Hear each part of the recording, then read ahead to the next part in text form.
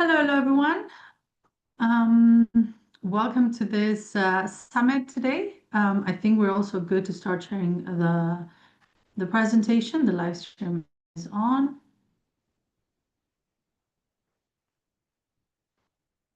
Let me turn on my camera as well. Hi, hello, everyone. Hopefully you can see me, you can hear me. Let us know if you can hear me and see me well. We'll give everybody a few moments to get in to the presentation, to the summit, and then we can start.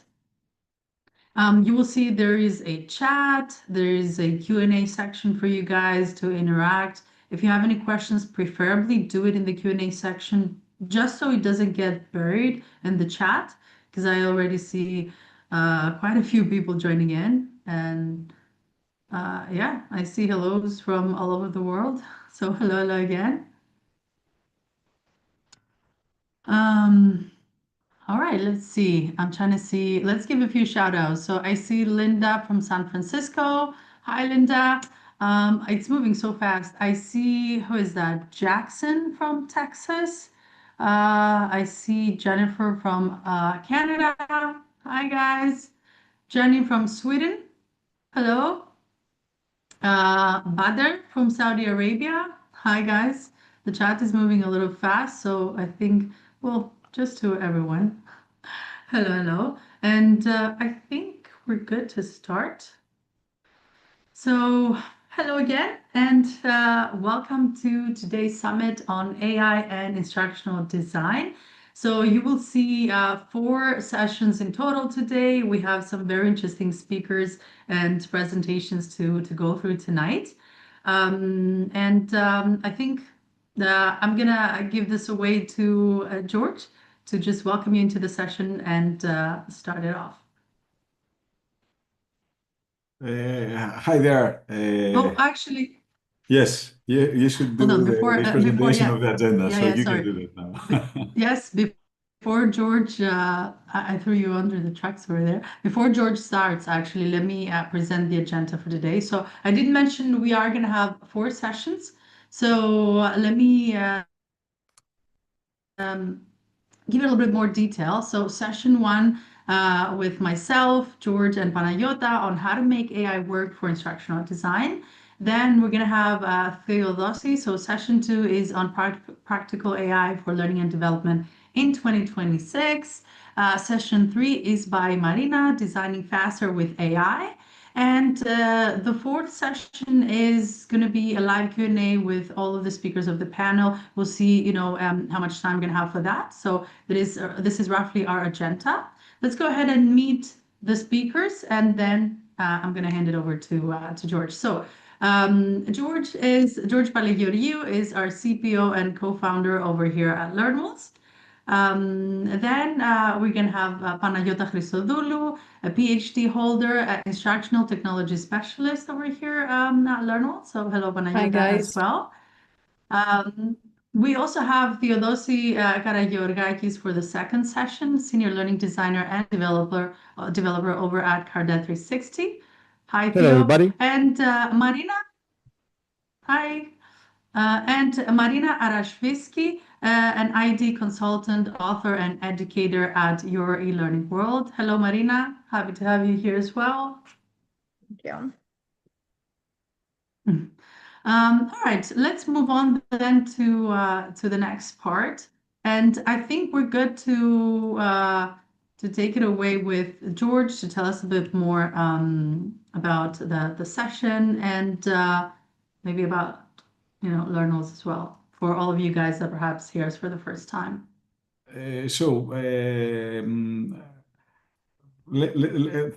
First, let me say that that the first session is not always the best session. So I strongly recommend everyone to see the sessions of Marina and Theodosi. They are great, and the previous time that we've done the same webinar, people were enthusiastic for all three webinars. So be patient. I think there are a lot of new knowledge for you on the table. So let's try to keep you here and learn as much as you can. So this webinar is being organized by LearnWells. What is LearnWells? LearnWells is a company that enables creators and businesses to create, to maintain, and to sell courses. Either it is for internal training, for customer training, for selling courses, for all of these cases. We are a company that has more than 12,500 businesses from 160 countries, and we are very happy that we have more than 30 million learners, and this number grows by several millions every month. So we are starting from a point where we are discussing a lot with people that are creating courses. As you understand, we are talking about tens of thousands of instructional designers that are using the platform, and they are talking to us, and they are asking from us. LearnWorks as a platform has more than 1,200 feature requests per month. So based on that, we try to have early on a very strong AI approach. But we did understand that the first thing is that the instructional designer first have to be a complete AI user. So we said, let's prepare and let's educate our customers and all the instructional designers about how AI can be exploited into the instructional design practice in a practical way. So this is what we are going to share with you. And we start with the following premise that AI will not replace you, but in instructional design using AI will. We are not full AI. We don't feel that AI will do everything. The opposite. We feel that the role of the instructional design is even more important because now it comes in with the instructional designer comes in with his or her critical thinking, which at the very end, instructional design was always about that. But it had also included the hard work, building material, refining images, and so on. Right now, with AI, an instructional designer can do miracles, but he is also a director. And this is a very critical role for the next phase of this AI era.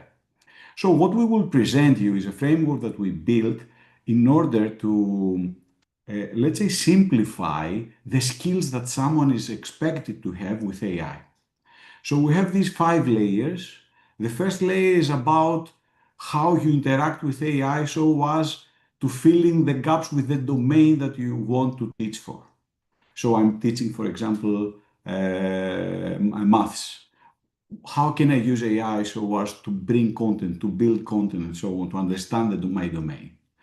The second layer that an instructional designer needs to know is how he can produce learning activities. Now we went away from the content and we are talking about the activities that the students will do.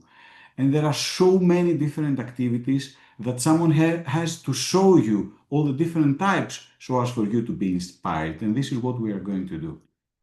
Then, since you are using more and more and more and more AI, then we come up to the point that we have to become more efficient. That means we have to interact with AI faster and faster and faster. And how can we do that?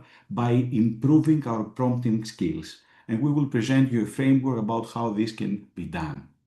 And then the fourth layer is about creating a connection of instructional design theory with AI, because that's the magic of AI for instructional designers. How they can apply theoretical frameworks that they might even have forgotten from their university studies or their webinars or seminars, but use AI to exploit them and open the instructional design space, navigate inside that space, and make the best solutions for them. And the last thing that you always have to be updated is the tools. Which tools are today available? And we have, I think, Elisa, a huge list of tools, if I'm not mistaken, which we will share after the presentation. So I think we can start. These are the 3 engines that we are using for all the examples. The slides will be shared with you. Don't worry, you will be able to explore all of our examples. Let's start. Panayota, I think. Yeah, thanks, George. So basically, the first layer, as George mentioned, is all about understanding and deep diving into your domain. So basically, it's something that you already do with LLMs because, of course, you're asking several type of questions in any LLM existing, like you're trying to wrap yourself around a concept, to explore it or deep dive in it. But the tools now have progressed, and they offer you several kind of outputs that help you actually deep dive in your domain and better understand it. We started with a simple question like, what is the impact of AI on SEO? And for example, based on the knowledge base that the LLM already has, we get a result. But then we progressed, and we can even search live the web and get the most up-to-date information about this particular question. Or maybe we can even use a research agent and get like a very full and thorough research report, which of course we can use to develop our materials, create our understanding, or even we can evaluate how valid it is, because we get like the citations and stuff like that. But let's say also that you want to take it another step further. For example, there are tools which allow you to decide what kind of information the LLM will search for. For example, in Perplexity, you can choose by navigating the web or academic knowledge bases, or the social media or financial knowledge bases. And of course, you can evaluate the results based on your needs and decide which output you can use and rely on. Or there are even some tools that have a more academic orientation, like for example, you see here consensus. Our question remains the same. We're still asking about the impact of AI on SEO, but here we basically use this tool to navigate academic literature, so we can filter around and decide how recent the articles will be, how they rank, which will be their rank.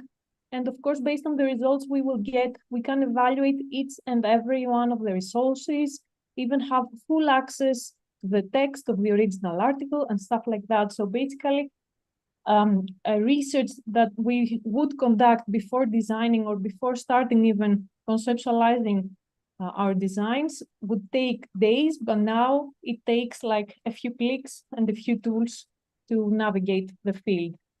Of course, there's another thing that in this first layer you can do with the help of AI, and that's it, to solve a specific problem domain, specific domain problems. Like, for example, you might be an instructional designer who is interested in creating a course and use some except blocks, because your course maybe focuses on beginner level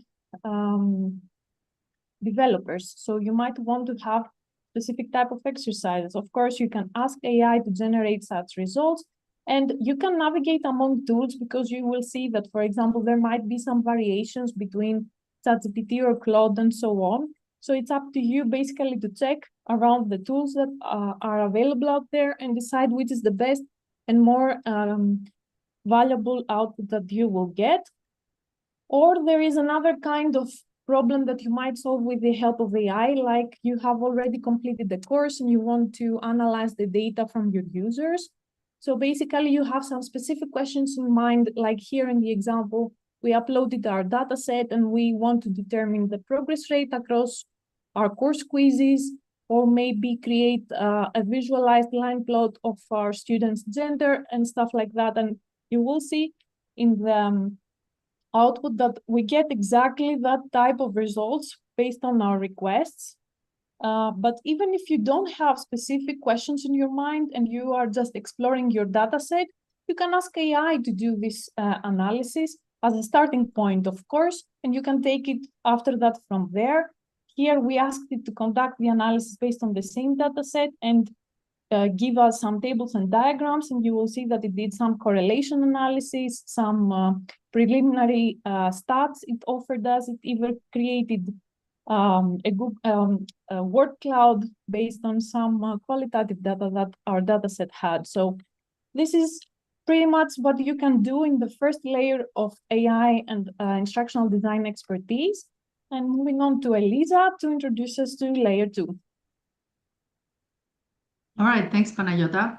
Okay, so let's see. Layer two is all about producing those learning activities. And more specifically in 2.1, we're going to see how we can produce a rich variety of educational artifacts. So let's go straight to it, Panayota, on the next slide.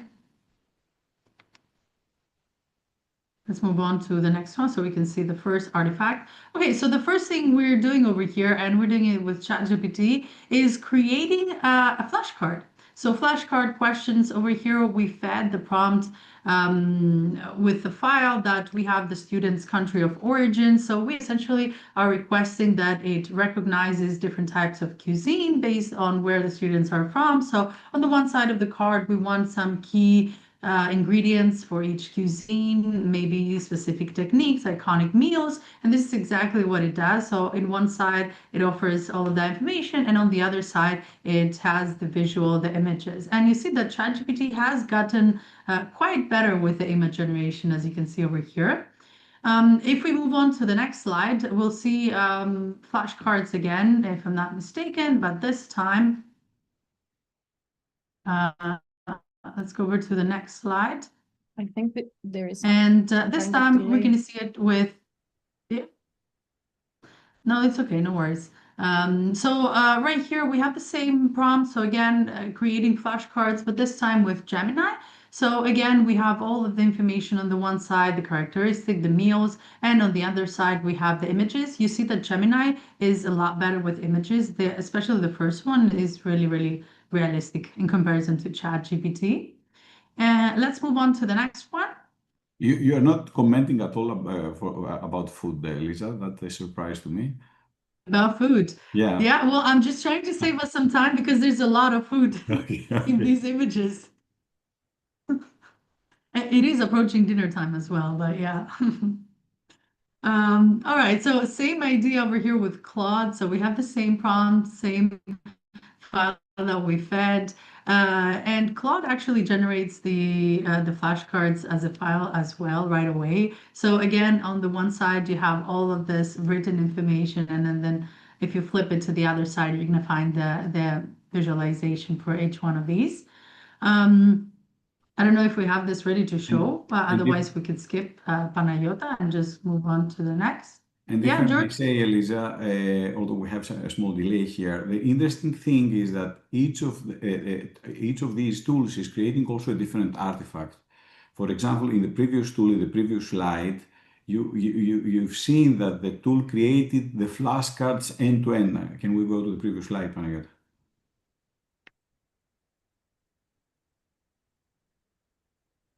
So the output result in Claude is flashcards. So you can create an artifact Yes. inside the tool. So that's why you have to explore between tools so as to understand not only the type of learning activity, but also the output that each tool gives, because it might fit you better. Exactly. At the bottom over here, you can see a little link, and you will get the presentation at some point, and you can also go ahead and check it out on your own. This is exactly what George means, that it creates the actual artifact, the actual file for the flashcards for you. So not only the idea or the visuals for it, but the actual artifact. Okay, let's move on to the next one then. Just being a little bit short here, George, to make sure I cover most of the things here. All right, second artifact, of course, images. We all need them for the courses, for the pages. So here we are very, very detailed for in the prompt. So create a high quality, realistic image. The scene shows a chef with short brown hair cutting some carrots. We are also very precise on the technique with the Julienne technique. The hands, are in sharp focus. I'm not going to read through the whole thing, but you get the idea. You can be precise and very, very detailed on what you need from the photo. And here we have the results with a few tools. So ChatGPT, Adobe Firefly, Flux AI, and Gemini. And Rev, Microsoft Designer, Stability AI, and Ideogram. You see that with some, it's a little bit more realistic. Some did indeed get the cutting technique precisely, while others just show the carrots. But again, it's a matter of seeing which one works better for you. But overall, I would say the results are not bad at all for all of these tools. A next type of artifact that you may want to create is a timeline. So let's say that you want to create a timeline to present the history of digital marketing, right? So a great way just to put things in a nice, neat order and have them, easily absorbed and, read essentially. So we did that over here with ChatGPT. You can see it over here in the form of a text, and then we have also a lovely little image presentation of it as well. So a nice little timeline over here. Let's move on to the next one. So same thing over here, but with Gemini. I kind of like the visualization a little bit better over here. It looks a little bit more fun. And it captures my attention a lot more. It's a lot more vibrant, but of course, again, both options over here, you can have it in the text format as well. The next type of artifact that we have is the glossary. So sometimes you need to mention all of the terms, though, so everything that is mentioned, especially if you're in a specific niche. So we ask that it creates a glossary for product management. So absolutely, it can do that for us. It starts with agile, backlog, and so on. So these are the results for ChatGPT. Let's go to the next one. Here we have the same one with Claude. Again, I think Claude is a little bit more descriptive than ChatGPT over here in terms of the text. But yeah, of course, And you can also, create a if glossary I may with add, Claude as well. Elisa, if I may Yeah. add, it's like the largest one that we got as an output from A to Z. Like it had a great difference among the tools. Yeah, absolutely. Okay, so next one is creating a case study. So case studies a lot of times are necessary. So in this case, we are acting as a rehabilitation expert, and we need a case study about a patient with a spinal cord injury, and we are requiring some specific things over here. It should describe the patient's demographic, things such as how the program works, the fitness structure, the focus on exercise, and finally, all the challenges that are going to be addressed. So you see that ChatGPT exactly came with that. You can see at the top, we have the patient's demographic, the overview, the clinical presentation, rehabilitation and fitness program, and then at the end, we have all the phases, the challenges, and the progression of the patient. So great use over here for the case study.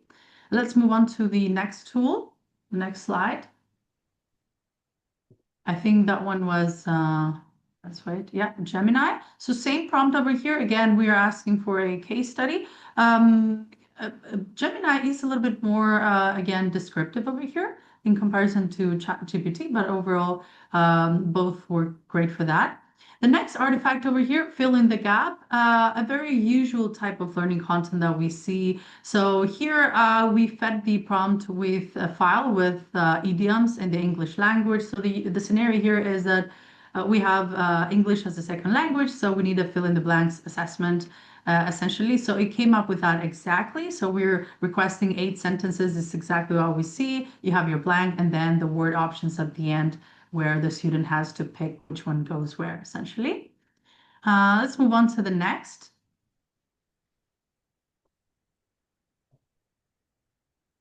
Elisa, All right, so fill in the blanks.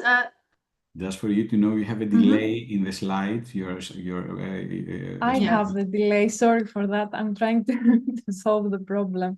Okay. Just I wanted to say and share with our audience here that it's nice to read the prompts because this is the science also. It's not about, say, asking, create, filling the blanks. You will see that we have a very specific structure that we will discuss immediately after. So please try to read the prompt so as to connect that with the idea that it is next, the image that is next to the prompt. Yes, absolutely. I'm not going through it in crazy detail because we would need much more time. But yeah, it is important to see exactly in all of the detail that it goes in the output as well. All right, so staying into the topic of fill in the blank, this time the tool is Learnwells. It's us. Learnwells has an integrated AI assistant. So with it, it does allow you to create your very own fill in the blank assessment where you get to determine the type of voice you want.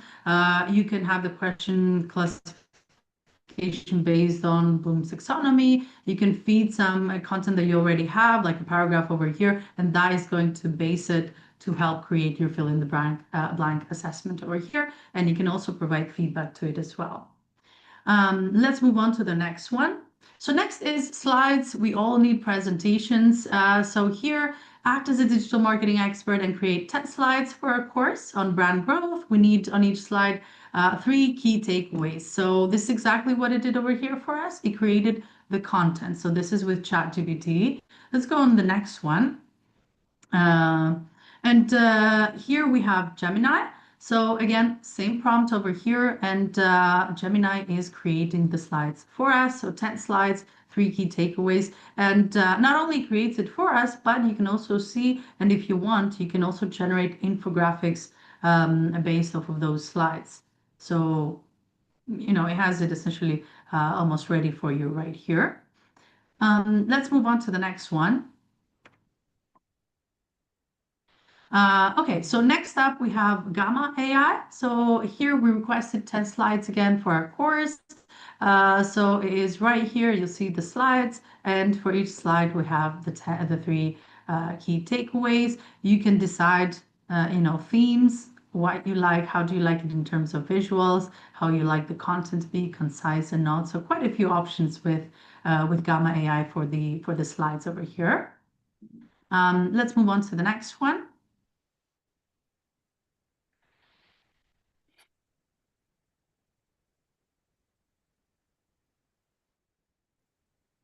All right.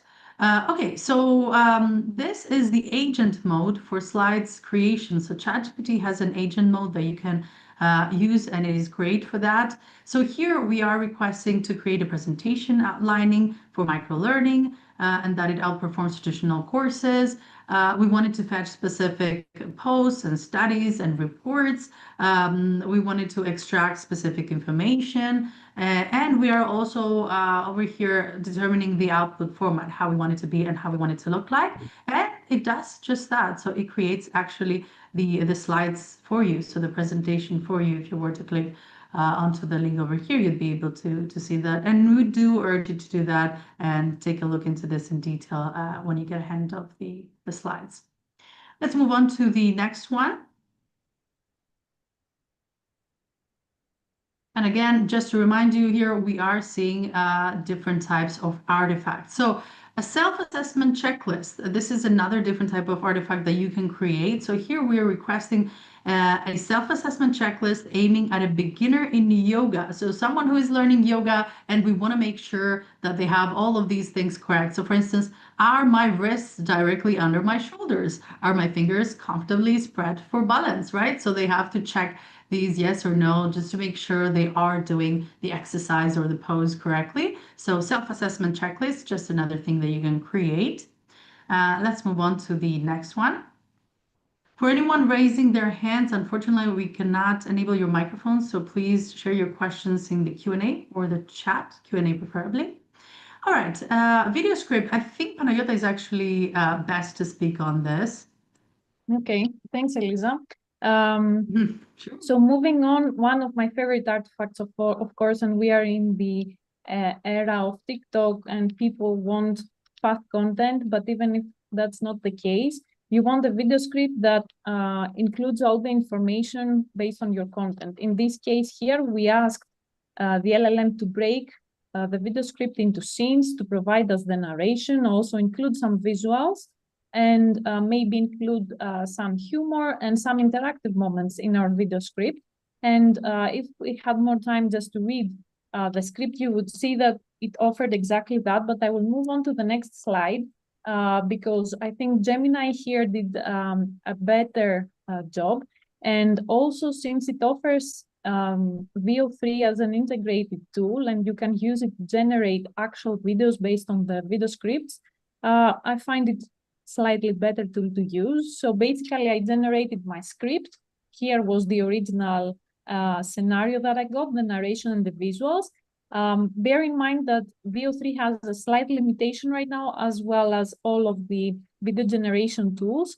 They generate 8 seconds video, so basically I had to readjust a bit the first scene of my video script to create the following video I'm going to share.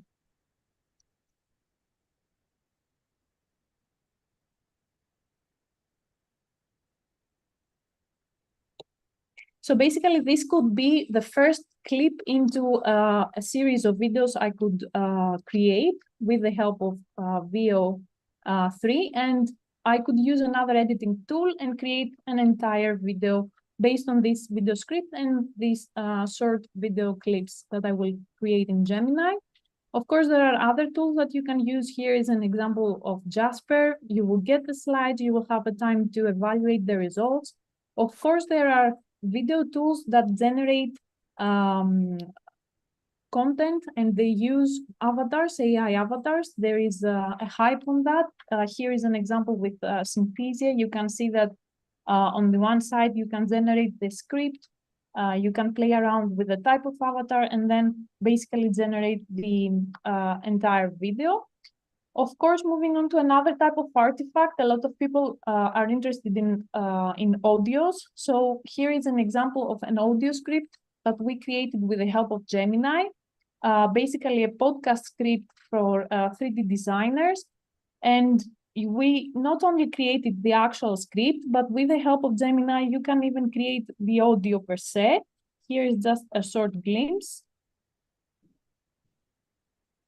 Unfortunately, you're not sharing your sound, Panagiota, so we can't hear. Really? Yeah, oh, that's on so me. that's not a problem. Sorry. Let's Yeah. go on. Okay, another tool. Also, the previous 11 video Labs. had some sound, but just to share to the audience. Okay, let's go. And imagine that in the practice session, I did enable the sound. 11 Labs is another tool, again, great voices. You can play around and choose for your AI audio and voiceovers clips. Of course, you can create learning songs as another artifact. Here you can see the lyrics. Since I haven't shared the sound, and I'm very sorry for that, I am the only one hearing the song right now playing. Another app for learning song, a really good one, is Suno, easy to use. You can try it out, create a funny moment in your course. That way you can somehow, for some learners, either create the content and make it stick to them, or alleviate some stress that they might feel at some points of the course. Of course, you might want to include some sound effects during your course. That could be another artifact that you can create with the help of AI. Moving on to the next one, stories, my personal favorite, apart from video scripts and videos. So you can create an entire story to teach any concept. Here is the idea of a story. We have a particular setting, 2 characters.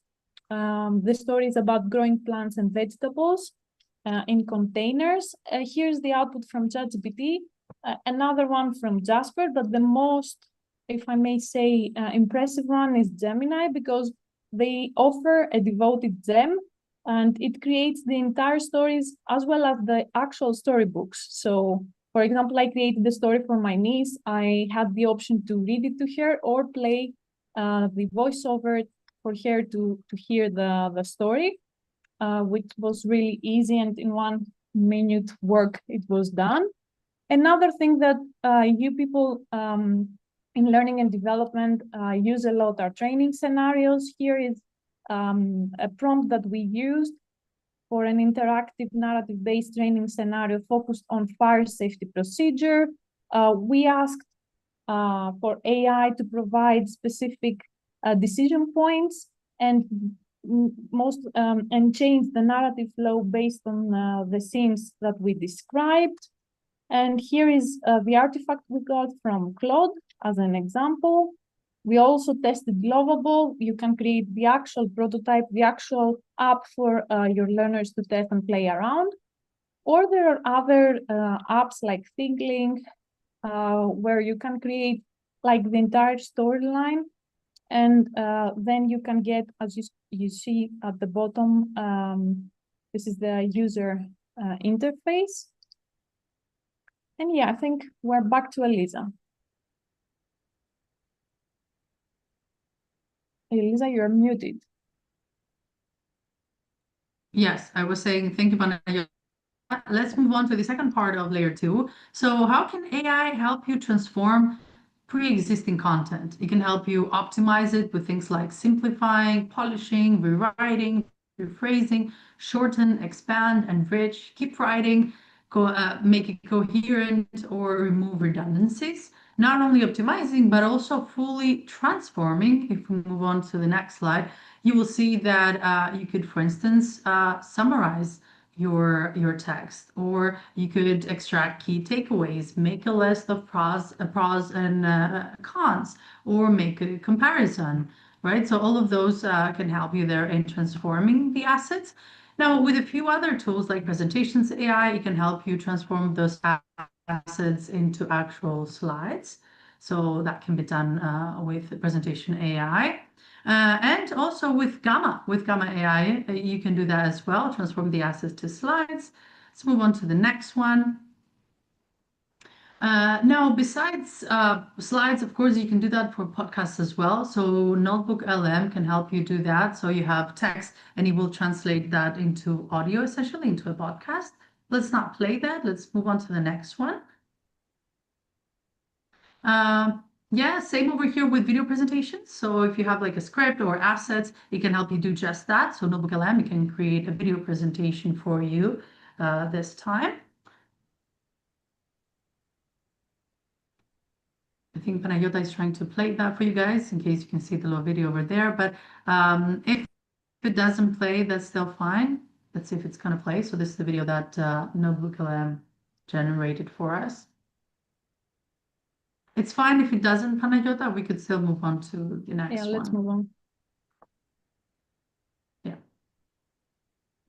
I mean, obviously, we do suggest that you guys take your time and take a look at these. We understand it's quite some information. So Lumen 5, it also helps you in transforming any assets that you have in ready-made video. So that is another tool that you can use. Let's move on. Okay, the next part in our And framework, it's layer 3, which is all about prompt engineering and how you can improve your prompting. Elisa, I think I can take over here.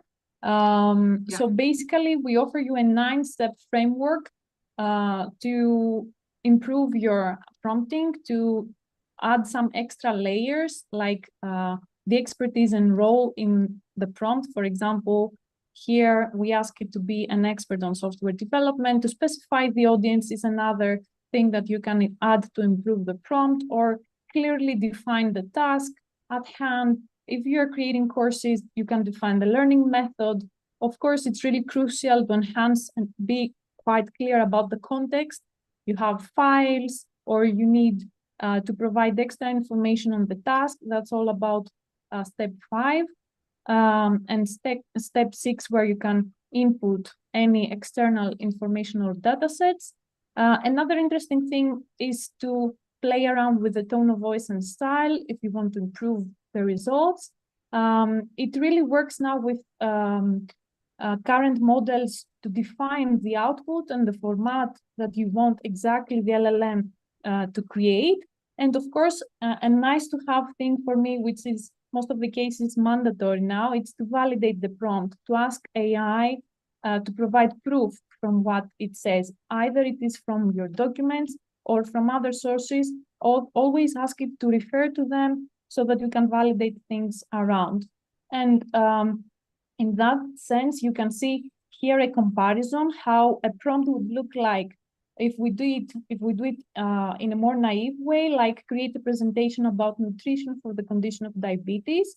You see here how slide 2 would look for such a presentation. But if I did optimize my prompt and add several kind of parameters, like the role, audience, specific information about the task, 3 key takeaways, detailed speaker notes, and so on, you see that right away the result is enhanced, optimized, and most likely ready to use. And I think we are back to George now. Yes, and just as a sum up of where we are right now, we've seen prompts of how to interact with the domain. We see prompts of how we create learning activities, and we also have seen the way that we have to structure our prompts so as to be effective, right? This is almost common knowledge about everything. It's not only about learning. However, there are prompts in learning that are underutilized by a big margin. So that's what we are going to talk right now. How can you use AI so as to improve your instructional design? So let's start by seeing with the first step that we have to do instructional design. What's the first step? We have to understand our audience. And how are we doing that? By understanding the learner's characteristics, by understanding their profile, their background experiences, their misconceptions, their motivations, their prior knowledge, and so on. That's our first job. Before designing our our lesson, we have to understand our audience. So how can AI help us on that? Here, let's see a prompt. This prompt asks AI, I'm an instructional designer and I want to sell a training program on user interface engineering, and I'm asking for personas. So AI can create personas. Why? Because there are so many out there that are very close usually to our objective, that AI can produce great personas so as to think with. Let's go to the next one. We can use it so as to explore the background experiences. Let's say that we're creating time management course for CEOs. So one question is, okay, which are their habits? What are they doing? How do they spend their time during the day? And you can do that and you can get an answer. So while you still have at the end to talk to real learners, to investigate the background of your real learners, you can accelerate that process hugely by going first to AI and have a sketch of what is expected. Let's go to the next one. You can ask about the misconception. We do know that in instructional design usually is about how we break the misconceptions. So which are the misconceptions in time management? Which are the misconceptions in gravity? Which are misconceptions in marketing and branding?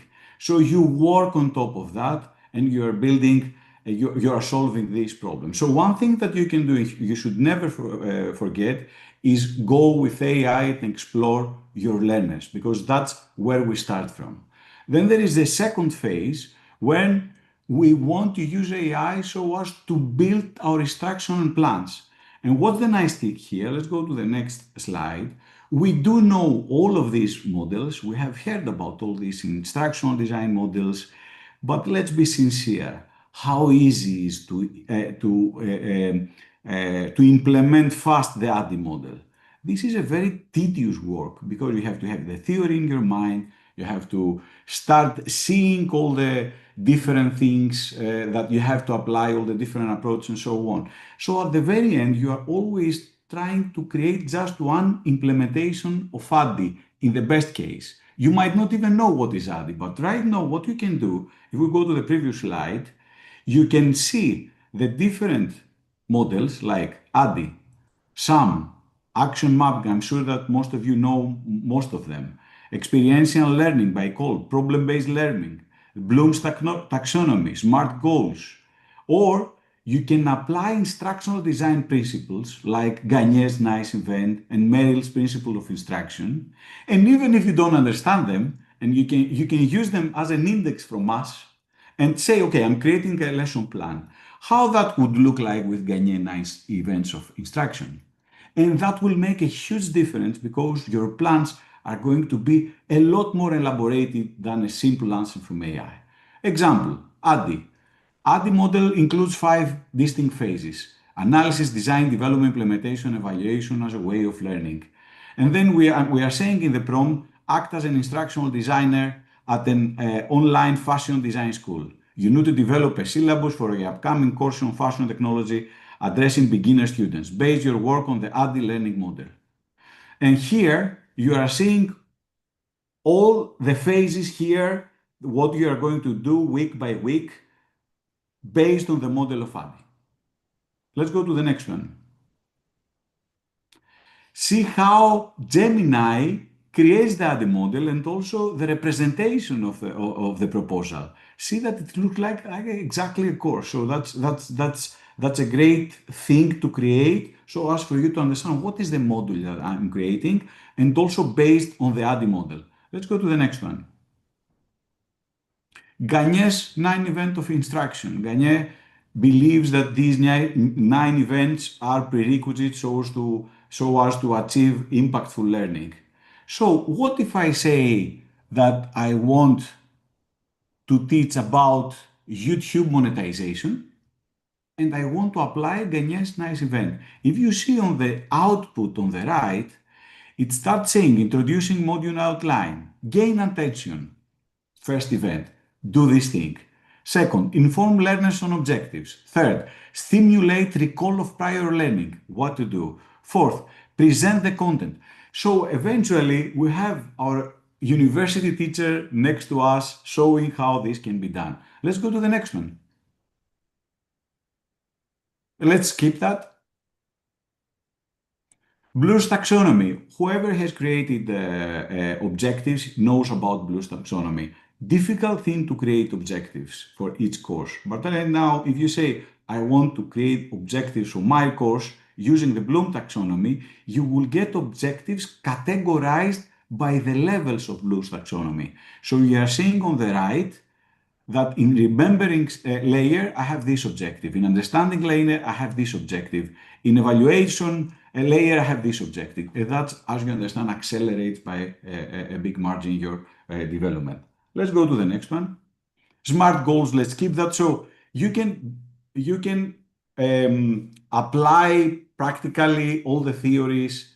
And the interesting thing before going to the next thing is that the next chapter is that you have to remember that right now no one stops you from creating 5 different plans with the application of 5 different theories. What does that mean? I want to create a time management course. That means that I can go and say, okay, I want it with the ADDIE model. I want it with SMART goals. I want it with instructional design, with Gagne instructional events. And that means that you are opening the design space and then you can select the best of the best activities and the sequence with your critical review. That's where the human power is the best. Now, the last thing, let's not forget that instructional design and learning in general for learners is usually boring.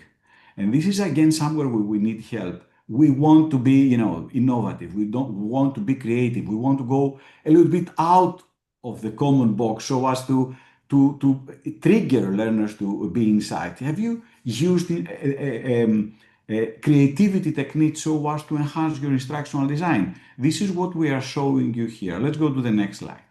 So an example of that with analogies. So here we are asking AI to design a course on marketing and business strategies for beginners learners. And we want to use an analogies from cooking to explain the concept of market segmentation. If you read on the right, you will see that it says, imagine you're a chef planning to cook a meal for a group of people. The group goes, so we are changing the expected. We are going to the unexpected. And that is what wins in learning. Let's go to the next example. Role or person imitation. Explain the concept of nuclear science like a cowboy from old westerns. What does that mean? That someone will start talking about, you're seeing also in the emojis on the right, we're talking about a place, about a way of thinking, but also we are talking about nuclear science. So is that something that will trigger your users? Let's go to the next one. Lateral thinking is a technique that you can just use it as we are suggesting here. It's based on a theory and also De Bono's theory. So let's go to De Bono. So we can say again, this is theories that you just need to recall from our presentation and say, please apply De Bono's 6 thinking hats so as to create ideas or to create a course about this stuff. And or to present some content. And you are going to create something that you will not also believe. Of course, nothing is so straightforward. You have always to interact with your content and improve it. But again, learners are desperate for seeing content like that. I want to stop it here. We have also Socratic dialogue, so you can be Socratic dialogue. You can create emoji story. Let's go on. Just see the titles. Just see the titles. We can have critique. You can ask for critique. You can ask for creating a poem so as to start your course with a poem or with a song, or let's go on with jokes, with several things. So these last parts tries to remind you that, guys, we have unbelievable power in order to do things unexpected and get our learners into learning. Thank you, George. All right, let's move on to the final layer over here. So here we just created a nice little summary for you guys, and we've grouped the tools. We have them into groups essentially, so that you can see what tool can be used exactly for that. So let's take a look at those images. So for instance, we have the AI-powered LMSs, and you see, of course, Learnwells is one of those.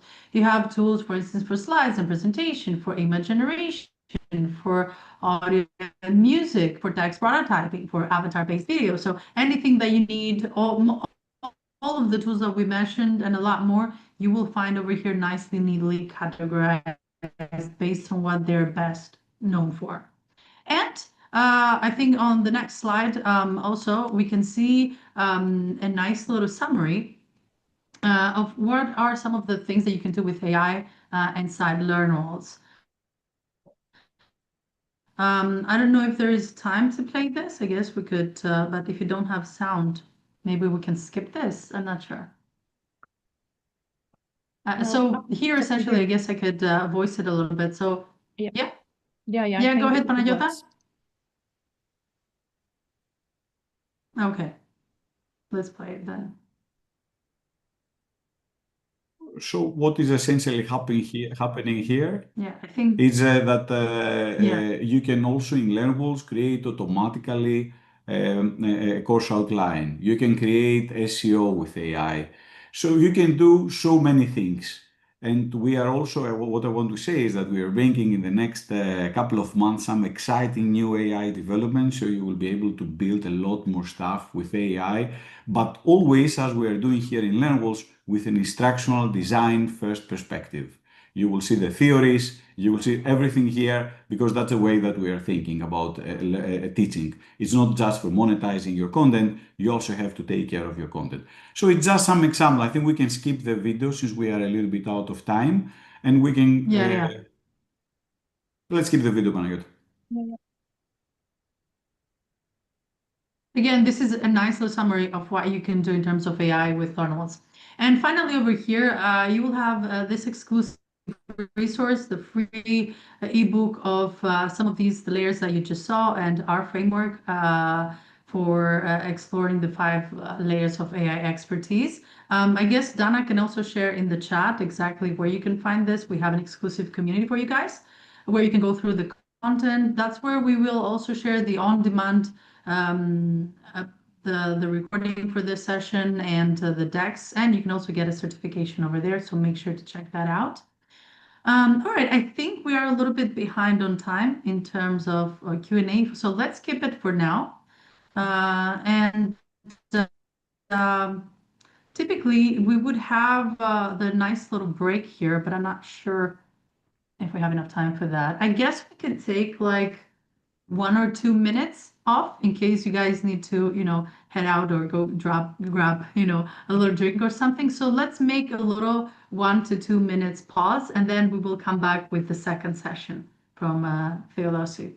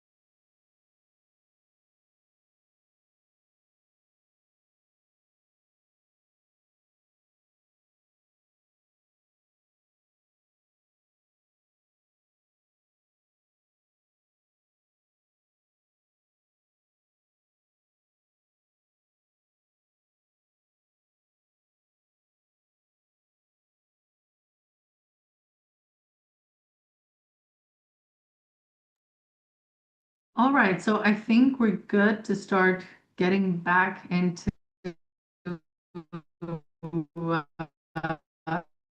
position. And so let's move on to our next and second session, where we're going to see practical AI for L&D in 2026.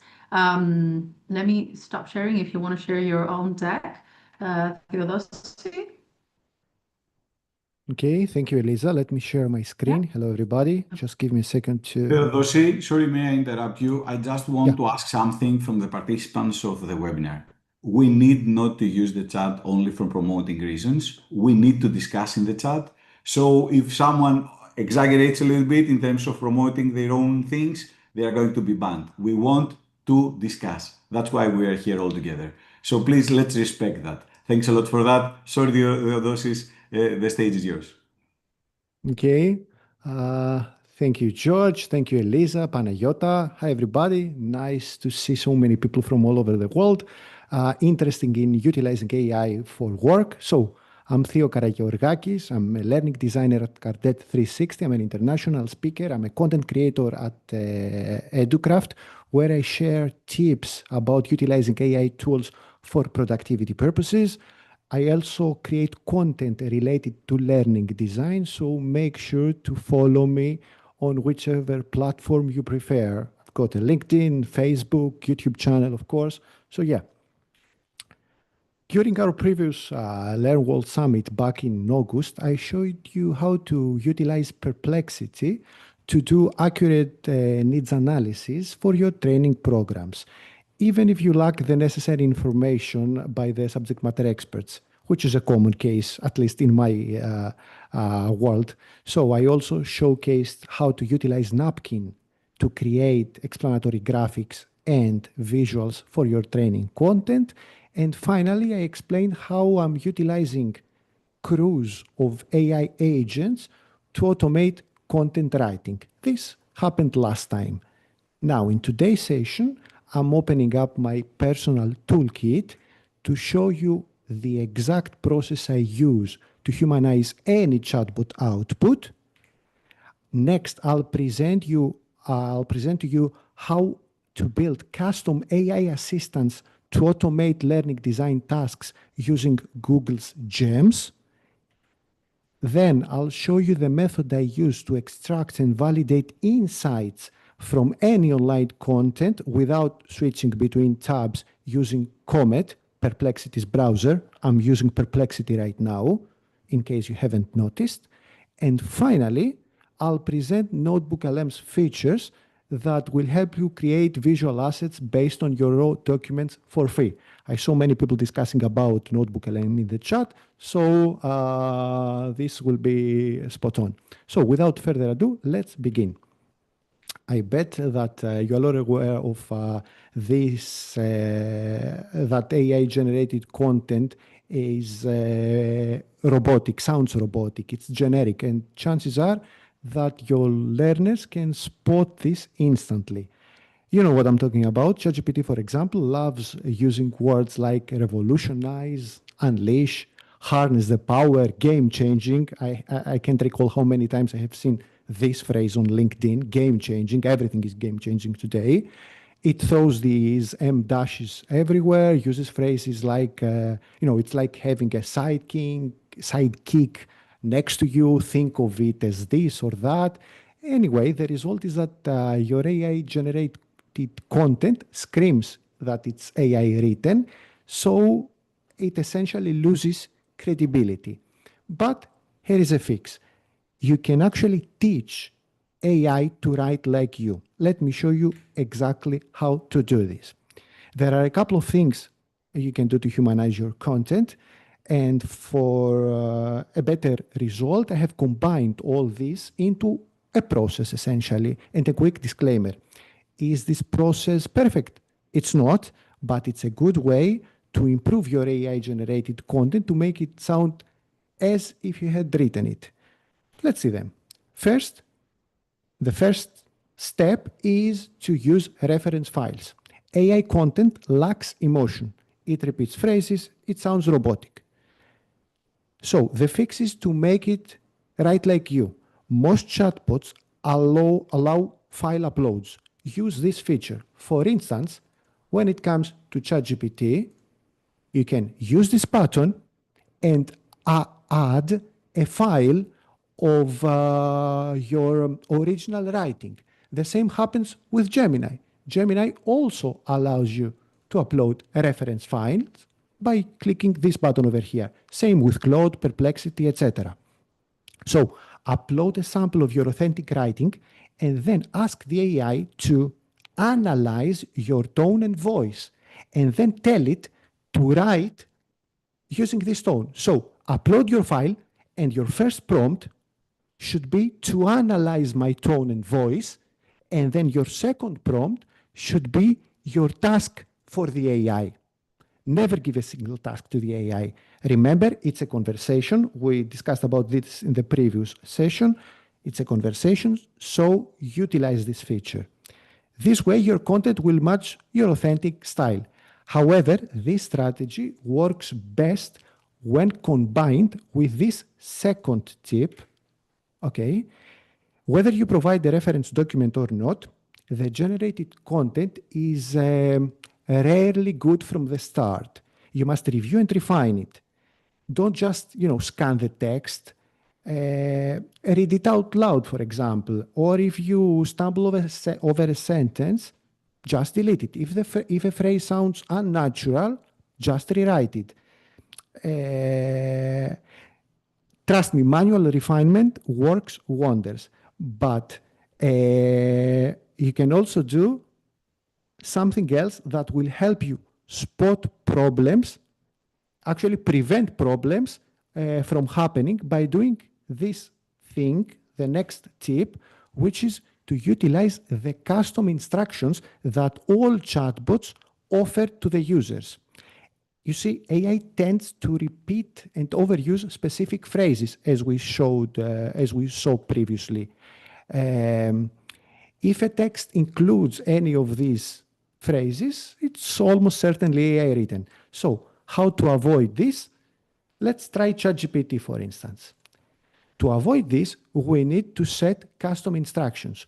To set your own custom instruction, this is what you need to do. Click on your profile picture at the bottom left corner of your ChatGPT screen, and then click on personalization. After clicking personalization, scroll down until you find this field over here called custom instructions. As you see, these are my custom instructions.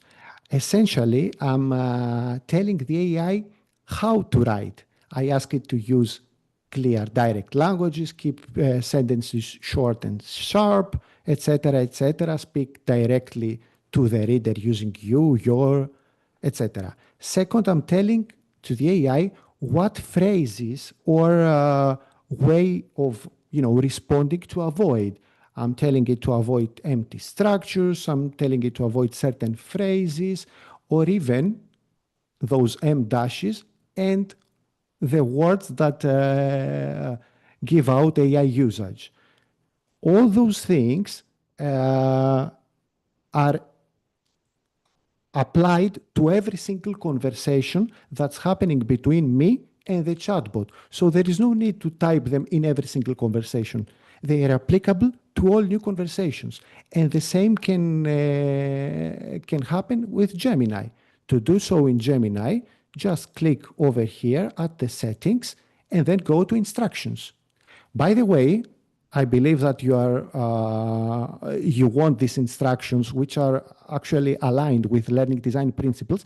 I'll share these instructions later on after my session is over. I cannot multitask that much. But anyway, I'm using similar instructions here. If you want to add yours, all you need to do is click the add button. Let me copy them. Click the add button, paste the instructions I'm gonna share with you or your own instructions, click submit, and from now on, all new conversations with Gemini will follow the custom instructions we have just set. Same goes with Claude. There is no need to show you Claude as well, but it's the same process.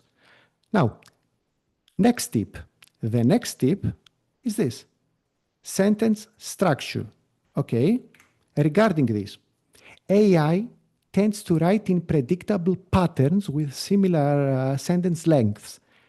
On the other hand, us humans naturally mix short, punchy sentences with a bit longer, or even, we mix longer with shorter sentences and add different levels of complexity in our writing.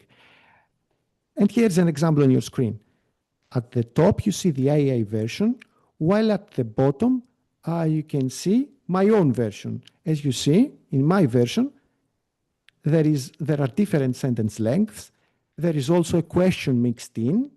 And yeah, you get the point. It's all about the rhythm and pacing. Therefore, do not forget to prompt the AI to vary its structure. So you start a conversation, you upload the reference file as I showed you earlier by going over here. Then you have already added your custom instructions, and then your third prompt could be the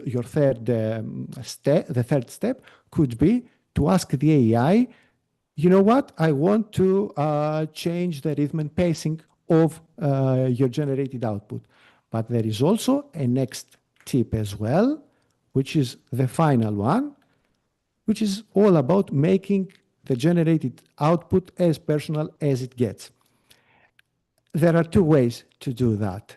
First, as George told us, you need to specify your audience while prompting. And it's pretty simple to do that. Just tell it when you are typing something, my audience is learning designers interested in utilizing AI tools, for instance. You need to be as specific as possible when defining your audience to the AI. Different answers demand different writing styles. So mention who you are writing to in your prompt. But there is an even better personalization technique to make generated text sound more human-like. You can always mix your own experiences, anecdotes, and stories by pasting them into the AI and ask them to blend those stories and experiences into the narrative. This instantly will transform the generic content that AI has given you into something that's authentically unique. It's your story, essentially. So you humanize it even further. This is my process. So this is my process for humanizing AI content. I'm planning to make actually a long video on YouTube about utilizing this process step by step into more detail. So stay tuned for the video as well. Anyway, now let's move on to part 2. If you are using the standard chat for everything, I believe you are being inefficient. Don't shoot me yet. Think about how many times you repeated the same prompts. For instance, create a branching scenario about this, blah, blah, blah, blah. Write 3 training objectives using Bloom's taxonomy, which was mentioned in the chat earlier. Generate assessment questions, 10 multiple choice assessment questions, whatever. You type the same instructions over and over. Of course, if you're using LearnWorlds, there are preset prompts for those tasks. But if you're trying to generate content outside of LearnWorlds, you need to type them every time. So instead of defining those parameters for your repetitive tasks all the time, you can build a personal suite of specialized agents, let's say agents, assistants, it's a better word, specialized assistants that acknowledge your style, specification, audience, design standards, whatever you like. This is what Google Gems are built for. Let me show you. Let's go back to Google Gems and see how you can utilize them. Let me show you my own Google Gems. First, I'm going to click on the menu and expand it. Now, on the left side of your screen, you'll see a button called Gems. When you click it, you'll be transferred to another screen where you can see some pre-made gems by Google, but below there are the gems I have created. As you see, I have created several gems myself to handle different parts of my job. First, I have a branching scenario creator, which includes all the custom prompts I shared with you. I have shared with you on social media about, automating the branching scenario process, which is pretty awesome, by the way. I have also created an audience analyst. Where's the audience analyst? There it is, which identifies the constraints, the pain points, the challenges each training audience of a given training program might face, which helps me, build better training. I have created a training content expert, and so on and so forth. Now let's try and build a gem together. Somebody asked that whenever we create training objectives, we should use Bloom's taxonomy, and he or she, it was an anonymous participant, is right. Let's build one. So to create a new gem, you need to click on this button, New Gem. Now we are taking to a new screen. Here we need to give our gem a name and a simple description. Let's call it Training Objectives Generator. The description doesn't matter. Let's say creating training objectives. What matters are those instructions. We should tell the AI how to behave. We should tell the gem how to behave. So here we need to write down the gem's main objectives and capabilities and style of responses we want. For example, we could write something: you are a training objectives generator. Your role is to create specific, measurable learning objectives using the ABCD format. Always use action verbs. Let's say that training objectives, this is good to check during our practice. Training objectives should be formatted like this. So let's say we wanted to start like this. Upon completing this training program, you should be able to. Okay. Now, suppose that we have written detailed instructions, which isn't true, but let's say it is. You can also use Gemini's help to rewrite these instructions by clicking this button. I'm going to copy this because I may not like what Gemini will generate, but I'm going to show it nevertheless. Gemini is restructuring our main objectives. It has kept the core idea, see the ABCD format, but it has added a few more things. Okay, whatever. Now, there is something even cooler. You can upload any knowledge files that Gemini will consider when replying. So, for instance, I will upload the verbs of the revised Bloom taxonomy by clicking here, this button, Add Files, then Upload, and then there it is, the revised Bloom's taxonomy. I'll click Open, and from now on, the verbs that Gemini will create when it comes to formulating this training objective will take into account this particular document. Let me go back to my initial instructions and then click Save. Now, once saved, every new chat within this gem will automatically follow our custom rules and use these uploaded files. So let's ask it to formulate let's see, 5 training objectives about a course called Utilizing a Growth Mindset for Business Professionals. Now, we're going to hit enter, and if everything goes well, Gemini will generate 5 training objectives that are aligned with everything we discussed. See, let me zoom in a bit. See, it starts like we asked to start. Upon completing this training program, you should define, differentiate, apply, critique. It also uses the ABCD format. So it's a gem tailored to our needs. Therefore, you can also create your own custom gems based on, I don't know, based on the type of responses you prefer, based on certain documentation about a project.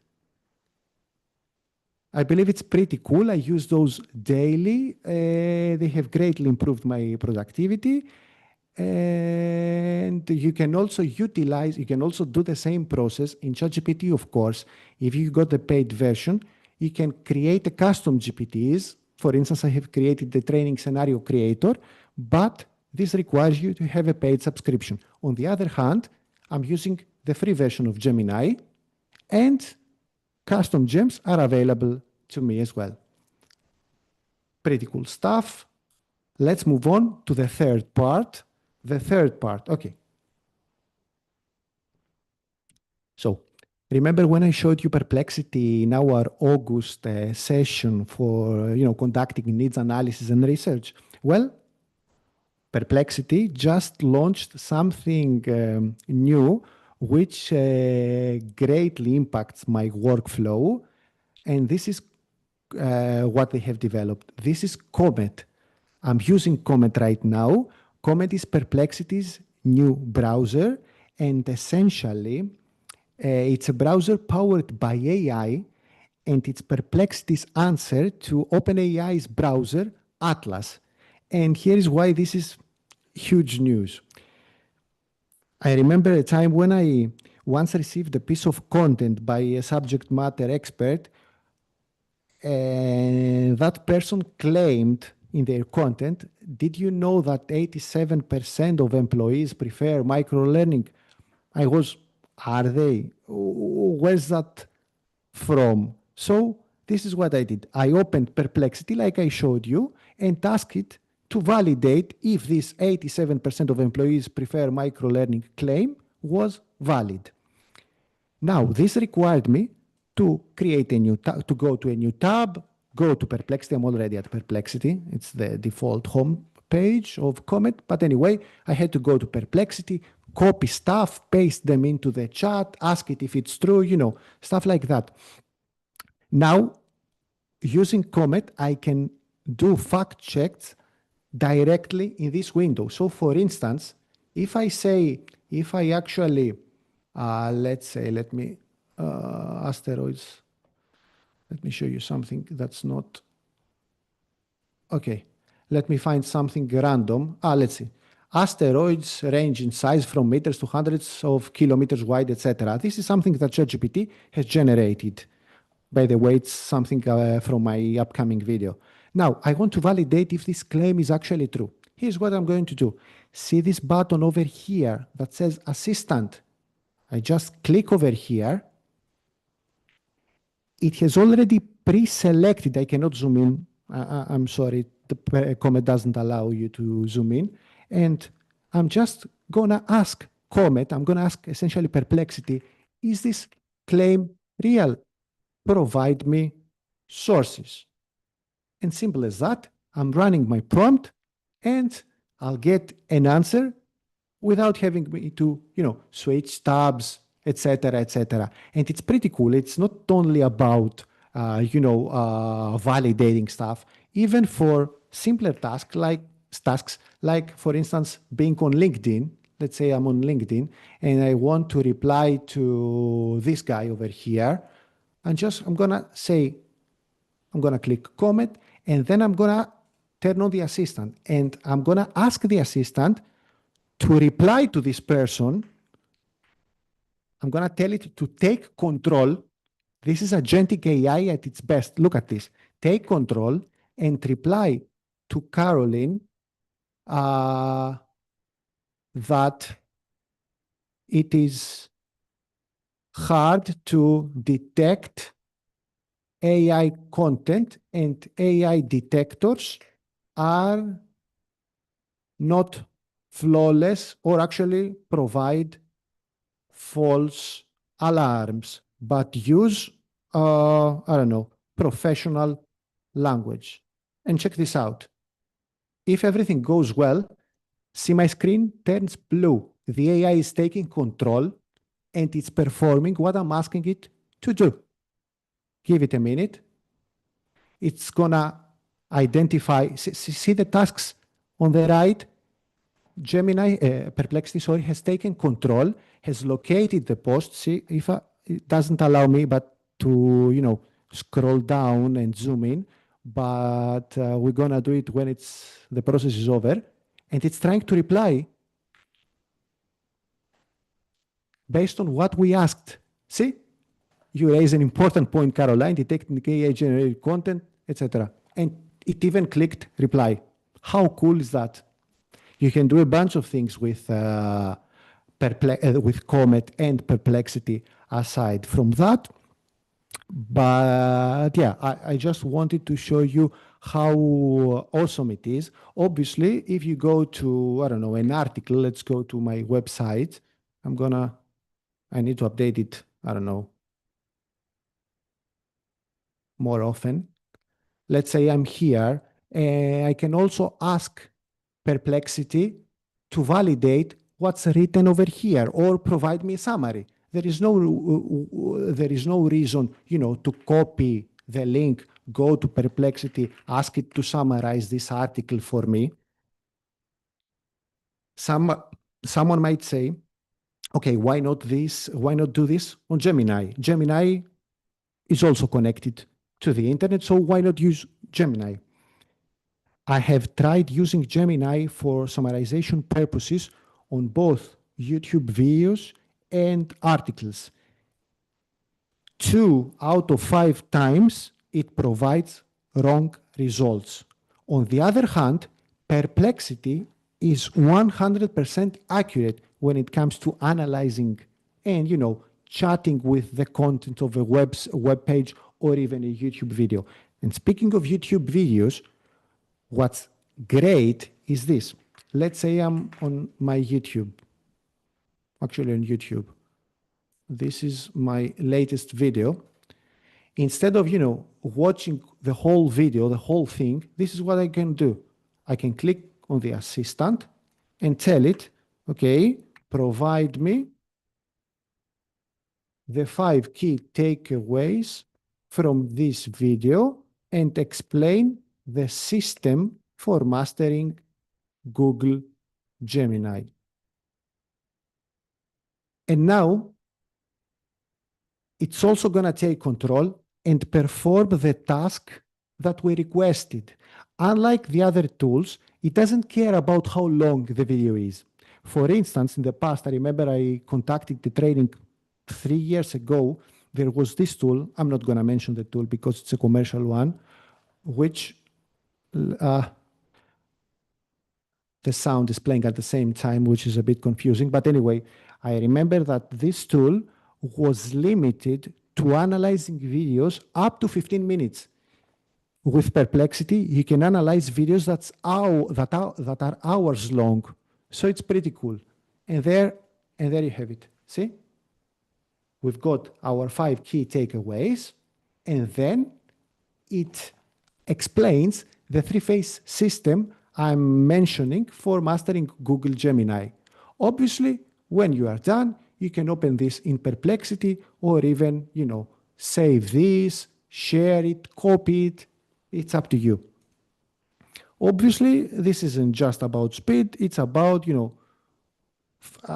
being more efficient, essentially, and building a credible evidence-based learning experience, essentially. Okay, this was Comet. Let's move on to our fourth tool, which is Notebook LM. It's not the single one, the only tool I'm going to show you. I'm going to also show you a bit about Gemini, also built by Google, but Notebook LM is an exceptional tool that I've been using a lot the past 2 years. It lets you, it's AI powered, of course, and it lets you upload your source files and chat with them. Let me show you how it works. Let's go to Notebook LM. Let me close the assistant. All right, cool. So, as you see, in front of you, there are several notebooks, essentially. You can create notebooks about your projects, or you can create notebooks about, I don't know, even presentations, whatever. And there, you can organize all the files you've got about a particular project. For instance, let's go on this one, AI for business use cases and strategic implications. Everything, actually, as you see, the screen is divided into 3 spaces. On the left, we can see the sources that are imported in our notebook. We can import our own sources by clicking the Add Sources button. We can add websites, YouTube videos, or even PDF files, researches, whatever. The most impressive one, obviously, is that we can also add websites to the list of sources. For instance, if I go back, I'm going to find this history class, I have added YouTube videos within this notebook. And Notebook LM will also take into account these videos before replying. And unlike, a generic chatbot such as ChatGPT, Gemini, Claude, whatever, it only replies based on these sources, the sources that we have imported. A new feature, somebody already mentioned it in the chat, is that you can also ask Notebook LM to find sources for you. To do so, we have to just, type what we wish to import as a source. For instance, let's say AI for commercial purposes. Let's ask it to search this thing over here. I'm going to select fast research, not deep research, because it's going to take a while till it's done, and click search. Now it's going to research for relevant sources based on my question. Let's give it a minute. Do note that Notebook LM is a bit slow. This is because, actually, it wasn't that slow. It already identified some sources, and we can select those that we like and deselect those that we don't. Let's remove the Wikipedia one, this one too. And when we are done, let's assume that we are okay with this. We click import. Now, the list of sources has been expanded to include the new sources we have just imported. Here in the middle, you can chat with the AI about your files by typing your prompt here and ask it questions like a normal chatbot. For instance, let's use this pre-made question. Actually, let me zoom in a bit so you can see a bit better. Now, if everything goes well, Notebook LM will utilize all these sources and come up with a specific answer based on what we asked. And not only it gives us the answer, but it also tells us the exact source that it used in order to synthesize information and come up with its reply. It's pretty good, and you can use it for various tasks. For instance, here's what I do. I collect all the documentation that a subject matter expert has given me. I add these notes into a specific notebook, and then I start discussing with the notebook, asking the AI questions relevant to the topic. I normally ask if these sources are inconsistent, if there is something missing related to the training objectives that we have set. There is no limit to what you can ask. It's up to you. It's all based on what you need. Anyway, now they have expanded, Google has expanded NotebookLM's features that allows us to generate things. Earlier, Eliza showed us that she used Gemini to create, if I'm not mistaken, an infographic. NotebookLM allows you to also generate infographics, whereas videos, actually it's video presentations, slide decks, presentations, data tables, mind maps, reports, etc., audio overviews, which is a form of podcast based on your household sources.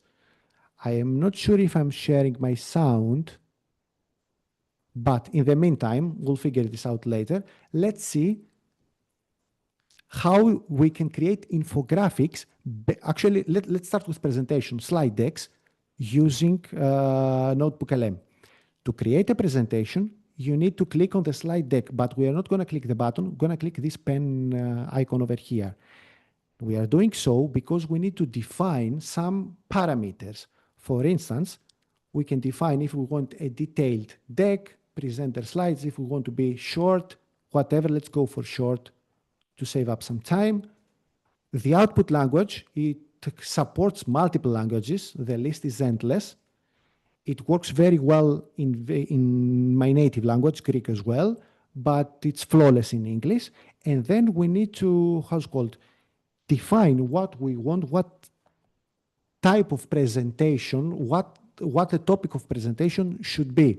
So let's ask it to, I don't know, how AI can enhance the productivity of corporate employees. Now, what the AI gonna do is utilize all these sources and try to come up with a presentation that is based on these sources. And this is why I prefer it over Gamma. You mentioned Gamma in the chat. Gamma is a great tool, don't get me wrong. It's a paid tool, yet a great one. But there is a minor, let's say, flaw. If you are familiar with Gamma, Gamma.app allows you to create presentations based on a single file of yours. On the other hand, NotebookLM utilizes, or how ChatGPT would have said it, leverages, utilizes all these files, videos, audio files that we have imported in order to develop the presentation, which is pretty good. Is it flawless? Of course it's not. When it's still generating the slide, that's why I keep talking. When it's over, I'm going to share with you the presentation. But in the meantime, let me explain something to avoid any misunderstanding. Are the presentations or the videos that NotebookLM generates flawless? They are not. They are solid starting points, and the biggest issue is that you cannot, unlike Gamma, you cannot edit the generated materials. But thankfully, based on what I've heard from Google's developers, its editing capabilities are coming soon.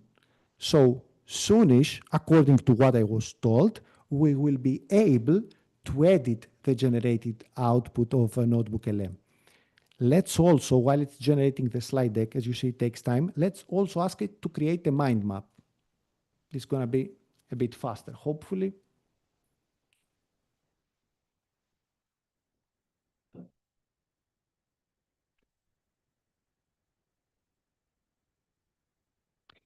can you actually tell me if you can hear my sound? If I click this, can you hear any sound? Theodosius, it's See. off. No. Okay, As so for I now, should. I can't hear anything. Okay, so I guess I have to stop sharing the presentation and redo the share, right? Yes. In order for the You sound can to. try share with sound as an option, yeah. Okay, I'm gonna do it. So All right, click let's see. share. Share sound. There it is. Share. Okay. Let's see if it's the generation is over. The mind map is created, as you see. And we've got a mind map based on this documentation, which is interactive. And it's pretty spot on based on the files that I had imported initially. I don't know about the rest. But yeah, you get the point. Of course, when you are done, you can open every single branch and download it and share it with your audience if you think that it's something useful. Let me bring you where it is. There it is. Pretty cool. Now, let's go back. The presentation is still being generated. Okay. Let's go with the video. Let's also generate a video in the meantime. Same goes with video. We can define a few things over here, like if we want an explainer video or a brief one, the output language. Most importantly, something that they have recently added is that we can also define how the visual representations within the video would look like. I don't know about this one. Looks cool, but let's go with retro. Okay. And again, let's ask for a presentation, for a video presentation. Again, about how can AI enhance the productivity of office employees. I'll hit generate and wait. It's taking some time. So I'm going to share a presentation I created a couple of days ago using these files. Actually, I don't want to show the presentation yet. I would love to show the video. Okay, there's the video. Oops, where's the video? Let me click play. Hey everyone, and welcome to The Explainer. Today, we're talking about what happens when AI actually clocks in for a 9 to 5. We're going to cut through all the science fiction and get real about the jobs this tech is being hired to do in the corporate world right now. So let's just jump right in. We hear about AI all the time, but what does it actually do? Just listen to the rhythm, listen to the quality of the narration. Even the presentation looks, minimal, but to the point. It's a good starting C3PO, point. more digital coworker. It's busy analyzing data, streamlining workflows, and popping up in pretty much every department from HR to Okay, some tables in there as well. because it means better accuracy. It's about collaboration, not replacement. Like the AI journal says, the whole point is to make things more efficient so that people can do the work that actually requires a human brain. And so on, New so forth. kinds of attacks way faster. Okay, still not ready. Anyway, you can also use it to create quizzes as an inspiration. Oh, we've got something ready. 1 minute ago. Yeah, there it is. Let's see the presentation that it generated. Here it is. You see, it didn't only go text heavy, it also generated or actually found, I don't know, I'm not sure about the verb, the verb that I should use here, but it also includes visuals to accompany the text. And it looks pretty good. Even if it's not perfect, you wish, more visuals that look richer, or you need a specific brand color. You can use this presentation feature in order to get inspiration for your own presentations. And this is at least what I do. Yeah, there is no need to go through the whole presentation. You can also do an infographic. Let's go with an infographic, which is also something pretty cool. I have made a video on my YouTube channel on how to create infographics and specific prompts that one might utilize in order to get the best outcome possible from this feature. You just choose the infographics orientation. You can have a vertical one, horizontal one. It's up to you. Let's go landscape. The level of detail, how condensed the infographic could be. Let's say an infographic about the AI for actually the advantages of AI in the workplace. Use blue and yellow tones. Okay. I'll hit generate. And if everything goes well, Gemini, which powers Notebook LM, or Notebook LM if you prefer, will generate an infographic based on these documents.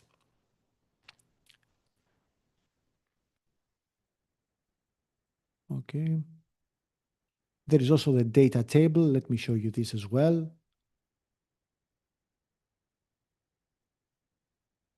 In the meantime, allow me to show you this thing over here. You can also use Gemini to create infographics or presentations. Let's go with infographics first. Actually, yeah, let's go with infographics. The first thing that you need to do, by the way, I'll return to Notebook LM as soon as the generation process is over. We've got the table. Okay, let's see the table. Here's the table. Let's expand the view. Now, Gemini came up with a detailed table that includes all relevant information based on our prompt and data.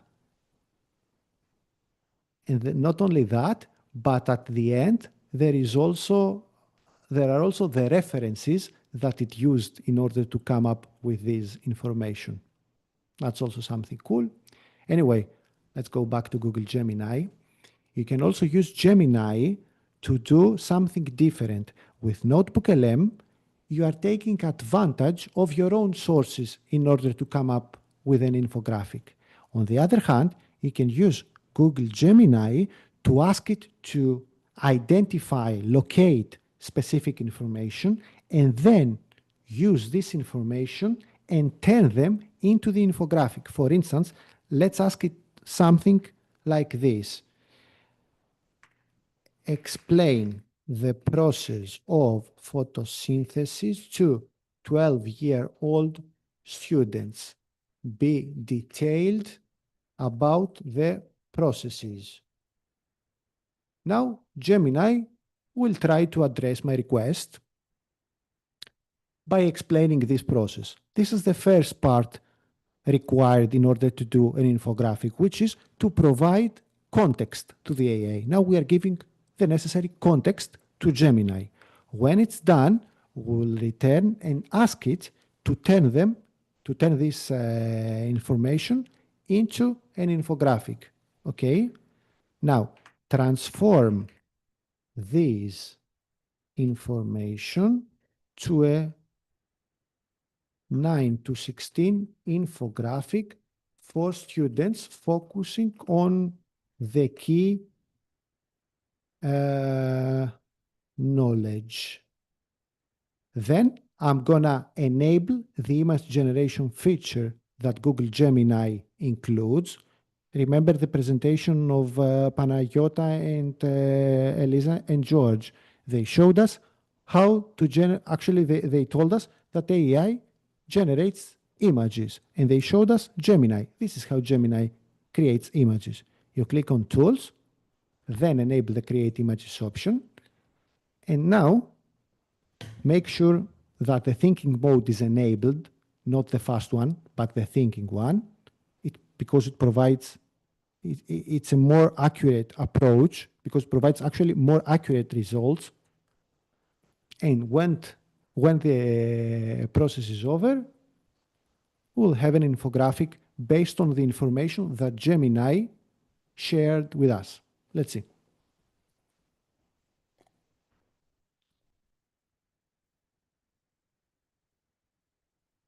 Something pretty simple, but it is exactly based on the information shared. And here is something that most people miss.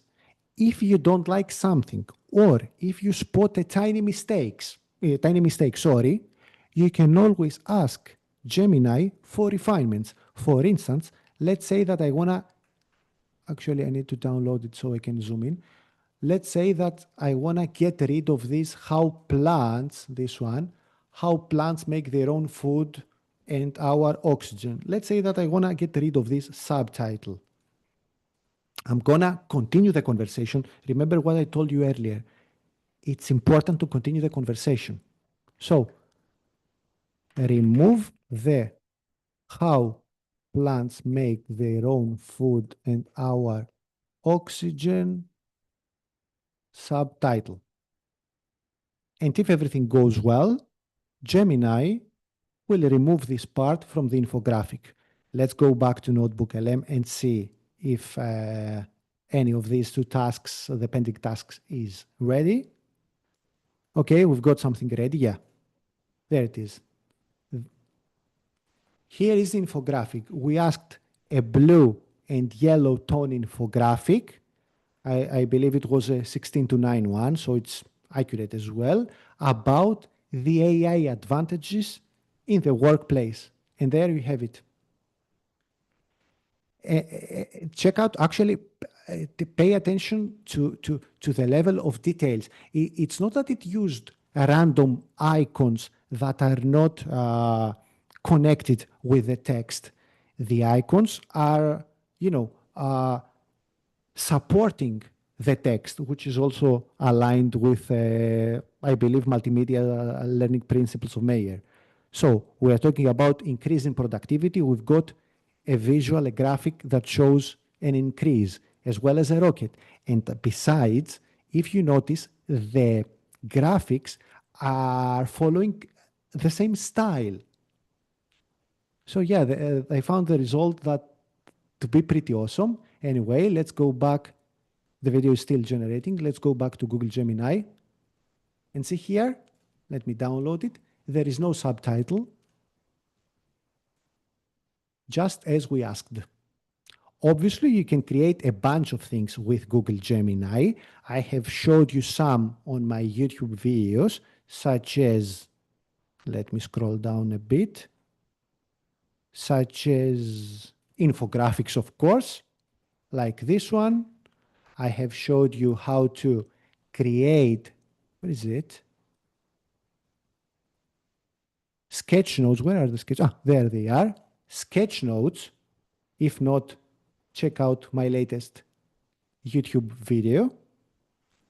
I explain how to create sketch notes with Gemini, which is also pretty cool if you are creating training programs. And in my next video, I have planned to show you, where is it? To show you how to create these, how they are called. I don't know, these handwritten notes, something like that. So yeah, pretty cool stuff by Google here. I'm a Google fanboy since the past year. Now, regarding the generated video, it takes some time. We'll come back later. We don't have much time though. So let's wrap up. That's about it. I hope you enjoyed the presentation and you learned something new. Always feel free to connect with me on LinkedIn and follow me on Facebook. I would love to connect. I believe my YouTube channel is a gold mine, and I'm trying to reach 100,000 subs. At the moment, it's around 32, 33,000, but I'm confident we can do it. So yeah, now if you have any questions, I would be happy to answer them. Let me open the. Thank you for those. Actually, if you don't mind, shall we keep all the questions for the session at the end? Just so Sure. that there is enough time for a short break before the next session with Marina, if that's Okay. okay. Because we already have a session designated for Q&A, so those could be also addressed for you and everyone. All right. All right. I'm gonna stop sharing It's though. okay. Yes, thank you for the presentation. I think the feedback was overwhelmingly positive for the presentation, so that was really, really interesting. Thank you. All right, you guys, so let me also share. Thank you for those. So the next session is going to start briefly. Again, as before, let's take a couple of minutes to cool off. In the meantime, I will share a short poll for you guys as soon as I find it. Here it is. Just a little poll for us to get to know you better. So I'm launching that. And also, a lot of you guys were asking about the content we have for the, hold on, let me show you. Okay, so to access the instructional design ebook and all of the material, the on-demand recordings and all of that, let me actually show you. Let me show my entire screen. All right, so it is this one right here. We will share the link in the chat. We've done it in the past. We can do it again. It's the AI Instructional Design Summit.learnalmost.com. Here is the school. It has a course with content in it. Here's where the certification is going to be. Here's where we'll upload the deck and all of the recording, the on-demand. The recording is going to be available from tomorrow, of course. So we're going to link it and upload it here, but here's all of the content, dedicated community into this space as well for you to continue all of these conversations and even get to know each other. So we will reshare the link in the chat. Let me also do it right away. Here, I'm sharing it in here. And so yeah, feel free to answer the recording of all of these sessions over there. We'll be resharing the link again and again, so no worries on that. And yeah, we will share that. So yeah, a couple minutes off before we move on to the next session with Marina. So just let's say 2 minutes and then we'll be right back.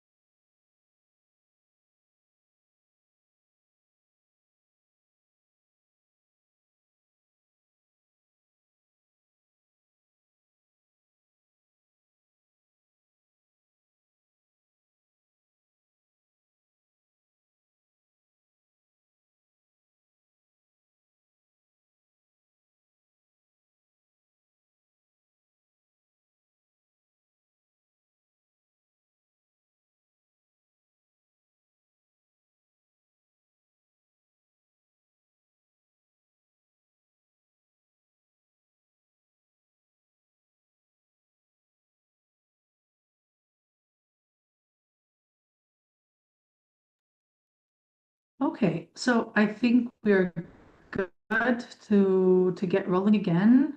I have been told that my connection is breaking up a little bit, so I'll turn off my camera if that's okay, and try to speak a little bit slower. Yes, thank you guys. It must be some issue with my connection. I just don't want to risk changing my Wi-Fi because I have the live stream on. So bear with me. Thank you. I hope it's better. I will try to speak a little slower. All right, so Marina, if you can hear me, now is your time to shine. And thank you for waiting. So session 3, we are ready for you. So design faster with AI, creating learning experiences that build skills. So let's welcome Marina Arshavsky. I hope I didn't butcher your name.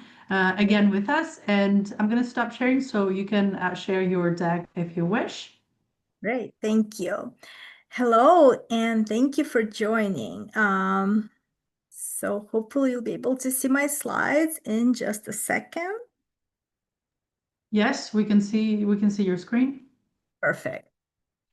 So my name is Marina Arshavsky. I'm an instructional designer. I have more than 20 years of experience working as an instructional design consultant. I'm the author of 2 books, Instructional Design for E-Learning and E-Learning in a Shoestring Budget. And I'm the owner at Your E-Learning World. I've been working with corporate clients as well as some private clients, and I also work with colleges and universities, helping them design instructionally sound courses. And today we'll talk about designing faster with AI, and I will talk about specifically how to create learning experiences that actually build skills. So I'll share practical strategies that I personally use for instructional designers and share how you can design your courses more strategically using AI. So first, let's talk a bit about the real problem in course creation. So course creation takes too long, and we all know that as instructional designers, especially if we have a lot of content, but that's not because of the tools. So most delays actually happen before you ever open an authoring tool. The friction is actually in planning, in organizing, and clarifying, not necessarily in building. So today, my focus will be talking about how AI can remove friction while keeping design quality high. So again, I'll try to share very practical and actionable tips. So hopefully they'll be useful for you.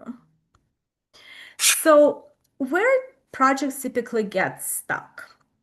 So we know that needs analysis are very important. So if goals aren't clear, then that becomes a problem. Also, we all know that subject matter experts, sometimes they just send us this giant documents and we just don't know what to do with them, or it takes forever to actually analyze and process them or organize into a course.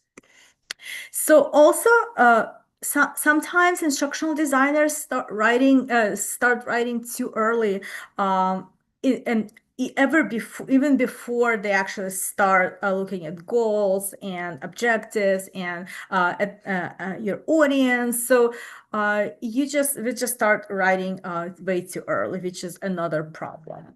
And then obviously there is a lot of feedback from our clients and subject matter experts, and as a result, you have to redo a lot of content that already has been prepared previously.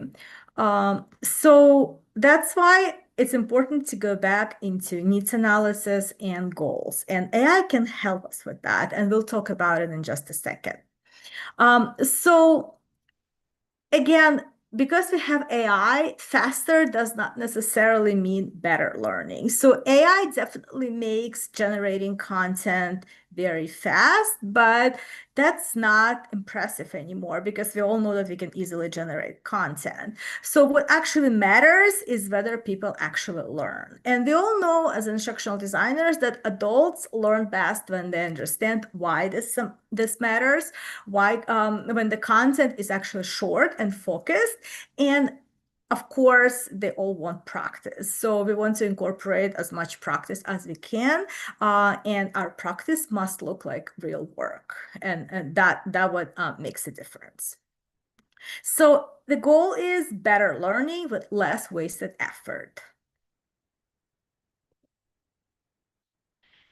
So the biggest time saving comes, as I said before, actually before building anything. So before we actually get all the content from subject matter experts, that's when our time savings begins. So let's talk about where AI can deliver the biggest value. I really like to use AI for turning massive subject matter expert knowledge into structure. And again, I will talk in detail about that later on. Also drafting first versions of content, revising for clarity and consistency, preparing materials for production. And I just wanted to mention that I never ever use AI as a final destination. It's always a draft for me. So I use it so that I can save myself time. Sometimes it saves me a lot of time. So, but I never actually use it as a final version, and I never ever give it to my client or even show it to my client without reviewing it first. So before we actually get into specifics, I wanted to talk a little bit about prompting and how prompting fits into the design workflow. So prompting is about giving AI the right job at the right moment. And there are different types of prompts. So I'll just share some of the prompts that I personally use. So they're open-ended prompts. So I do a lot of brainstorming with AI. And I use this when I'm exploring like possibilities, when I'm not looking for like a polished final product, but just want some ideas. So basically, I use AI in that case as a friend, as a supporter, as a colleague, someone I can talk to.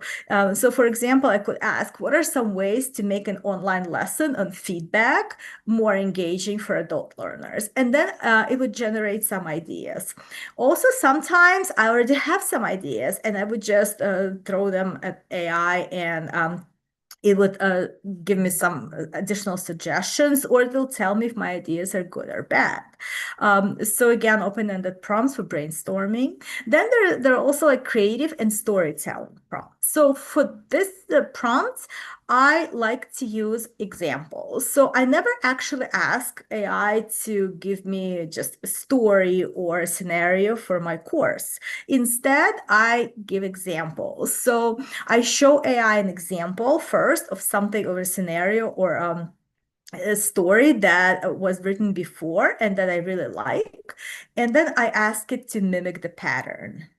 So I tell it, for example, here is a simple scenario. So create a similar story, but use different setting or maybe a different, use different names, different protagonists. So I just tell it what I want to change, but I always give it examples. And the more examples I give it, the better result I get. So, and that's not necessarily just for storytelling or for scenarios, but I use that approach basically for everything that I do with AI. I always give lots of examples. I upload a lot of content that was previously created and that I really like, and then I tell it to mimic it.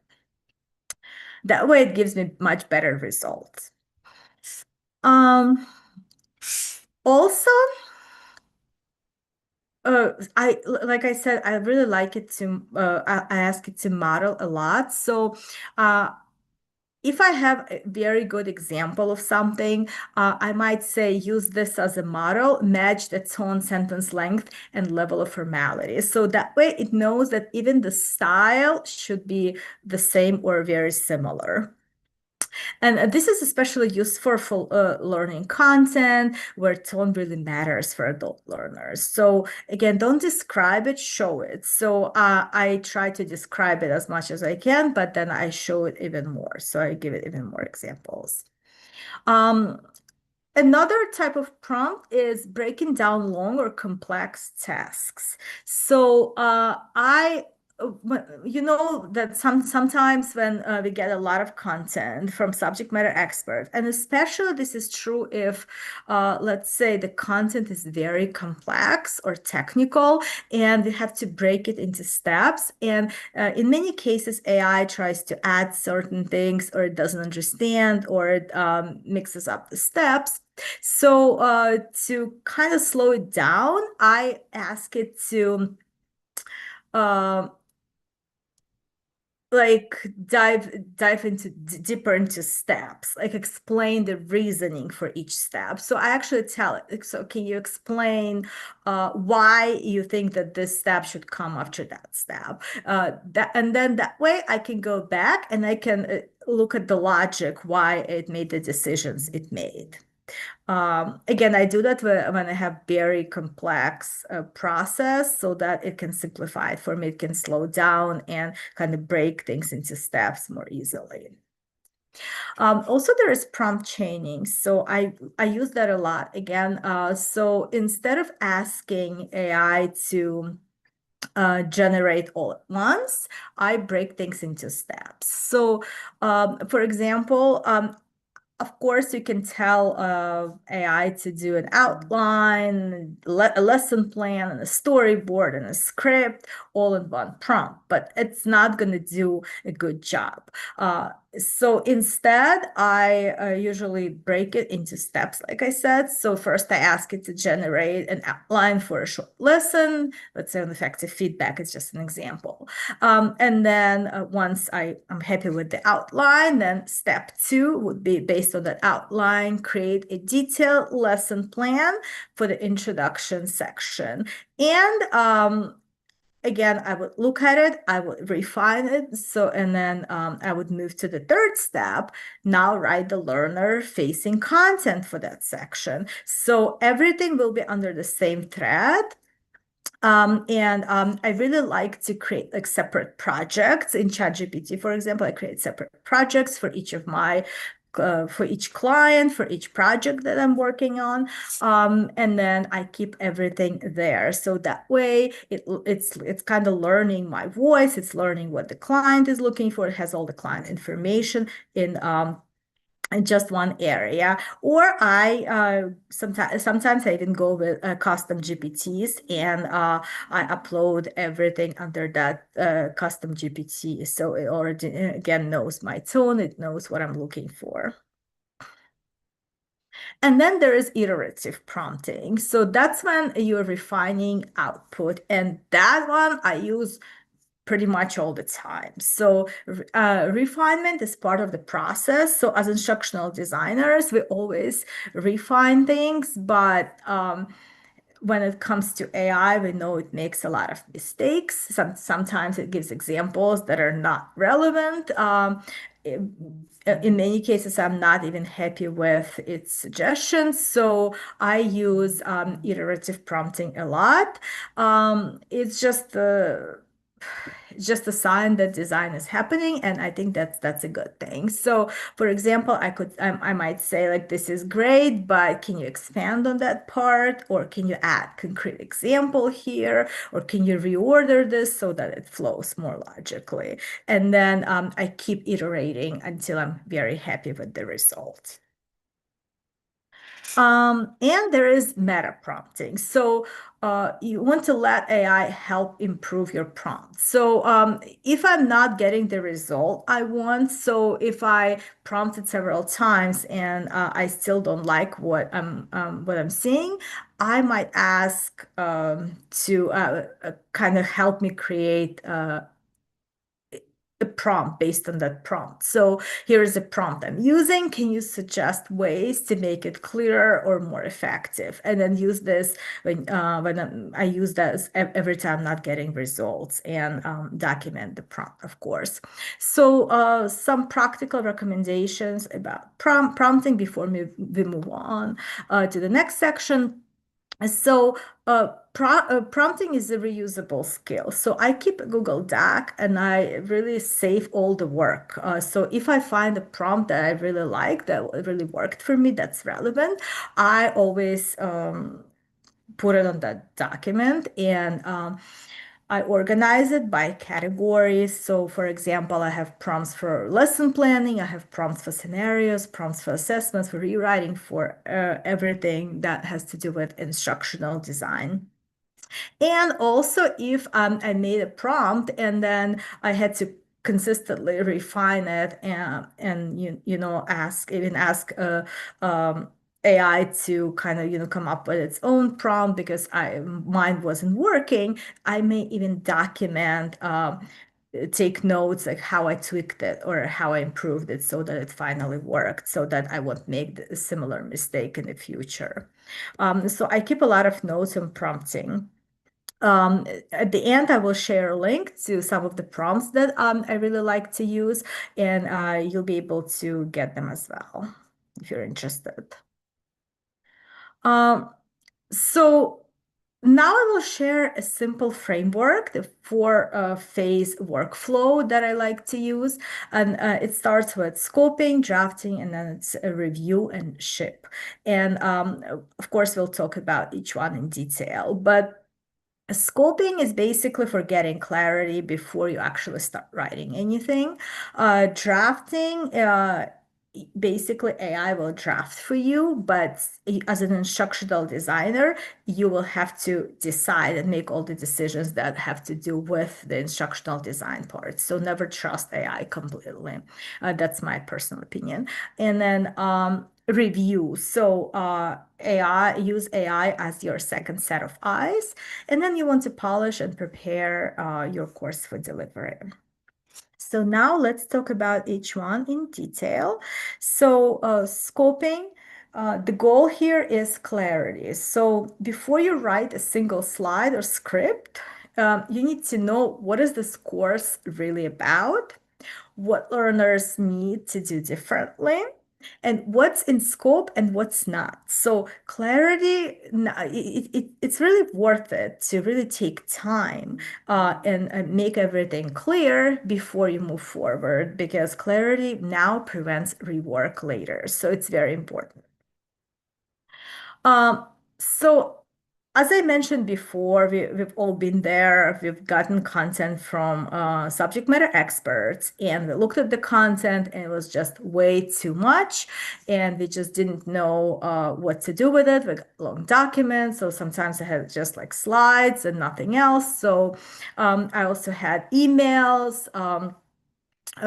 Just recordings of meetings and all, or everything together. They just threw it at me, and I had to organize it into a course. So in that case, AI really truly helped me to organize the content, and it saved me a lot of time too. Obviously, I could do it all myself, but it would take me days and days, while AI could do it very quickly.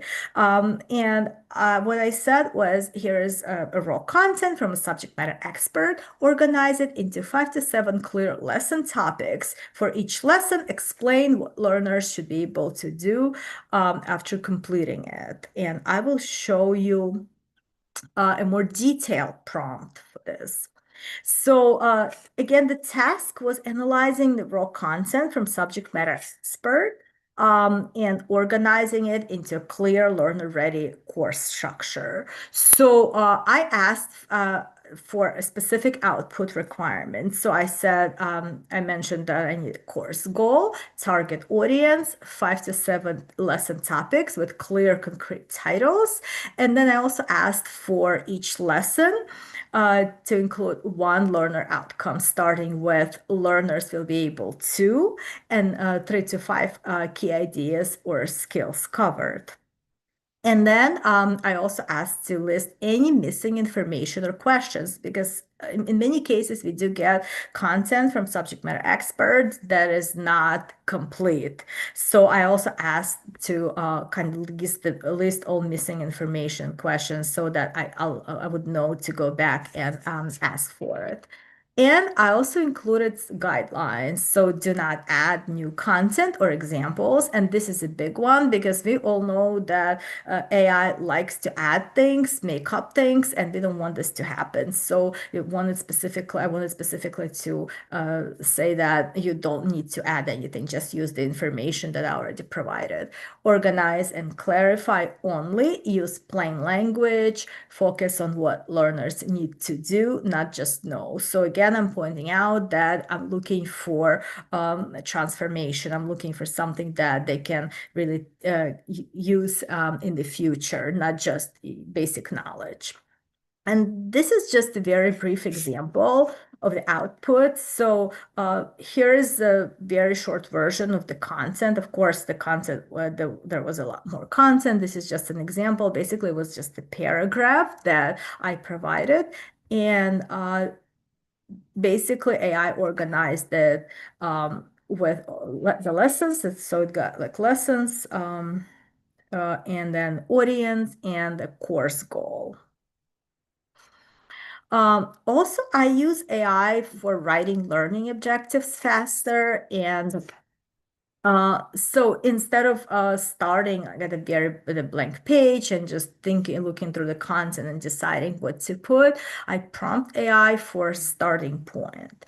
So for example, I could say write 3 performance-based learning objectives for a course on onboarding new managers.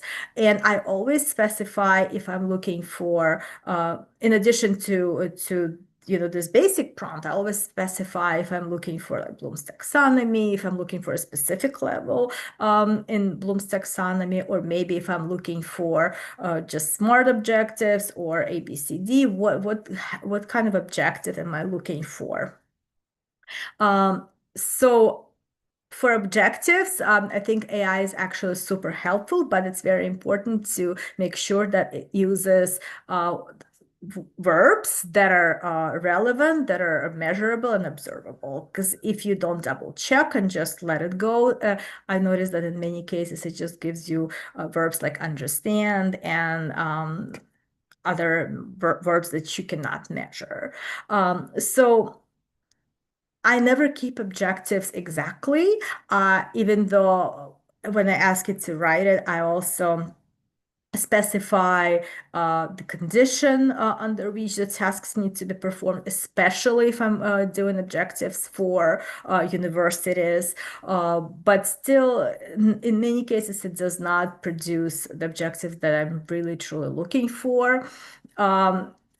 So I always refine things, and but at least I'm not inventing them from scratch, which saves a huge amount of time, and that's very important for me. Also, there are different types of objectives, right? So if you're looking for objectives like for module-based objectives, you have to really specify that you're looking for objectives for the whole module versus lesson. Otherwise, it will get them mixed up. But again, that requires very accurate and detailed prompting. Okay. Next is drafting. So I put here AI drafts, but you decide. This is super important for all instructional designers to understand that we cannot just take the draft that AI produces. So we have to really put our own human judgment before we actually publish anything. But this phase, it actually delivers the most time savings because AI can quickly generate drafts, content, scripts, storyboards, just about anything. But proper prompting is needed and it does make mistakes. It's never completely accurate. So we always want to double check everything before we publish. So for example, if you're prompting for a lesson plan, you could say, or if you're prompting for just a draft of a lesson, you could say draft a 10-minute lesson explaining how to give effective feedback to employees. Include examples and one short activity. So you're specifically telling it that you want to draft a lesson plan and a lesson, and then you want to include examples and you want activities. So AI will provide clear explanation, relevant examples, and it will give you a rough practice idea. And of course, you'll have to refine everything that it produced. So here is a more detailed prompt here. So we want to analyze the raw subject matter content below and organize it into clear, learner-ready course structures. So I'm telling it what to include, like why this matters, the characteristics of effective feedback, the examples that I want, that I also want one short practice question. I want 3 takeaway bullets at the end, and then also point out the style guidelines. And then after that, of course, I want to include all the content if I haven't done that already.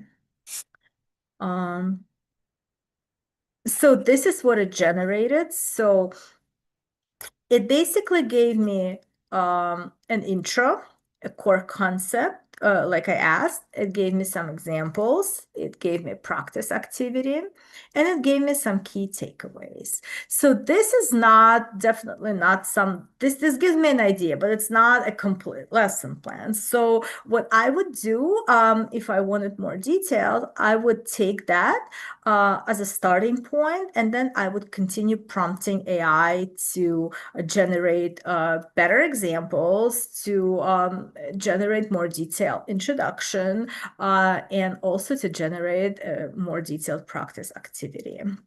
Obviously, but just one question is not enough. So what I would do, I would separately ask for it to create a script. I would ask for it to write me a script for an introduction based on the introduction that it already started writing.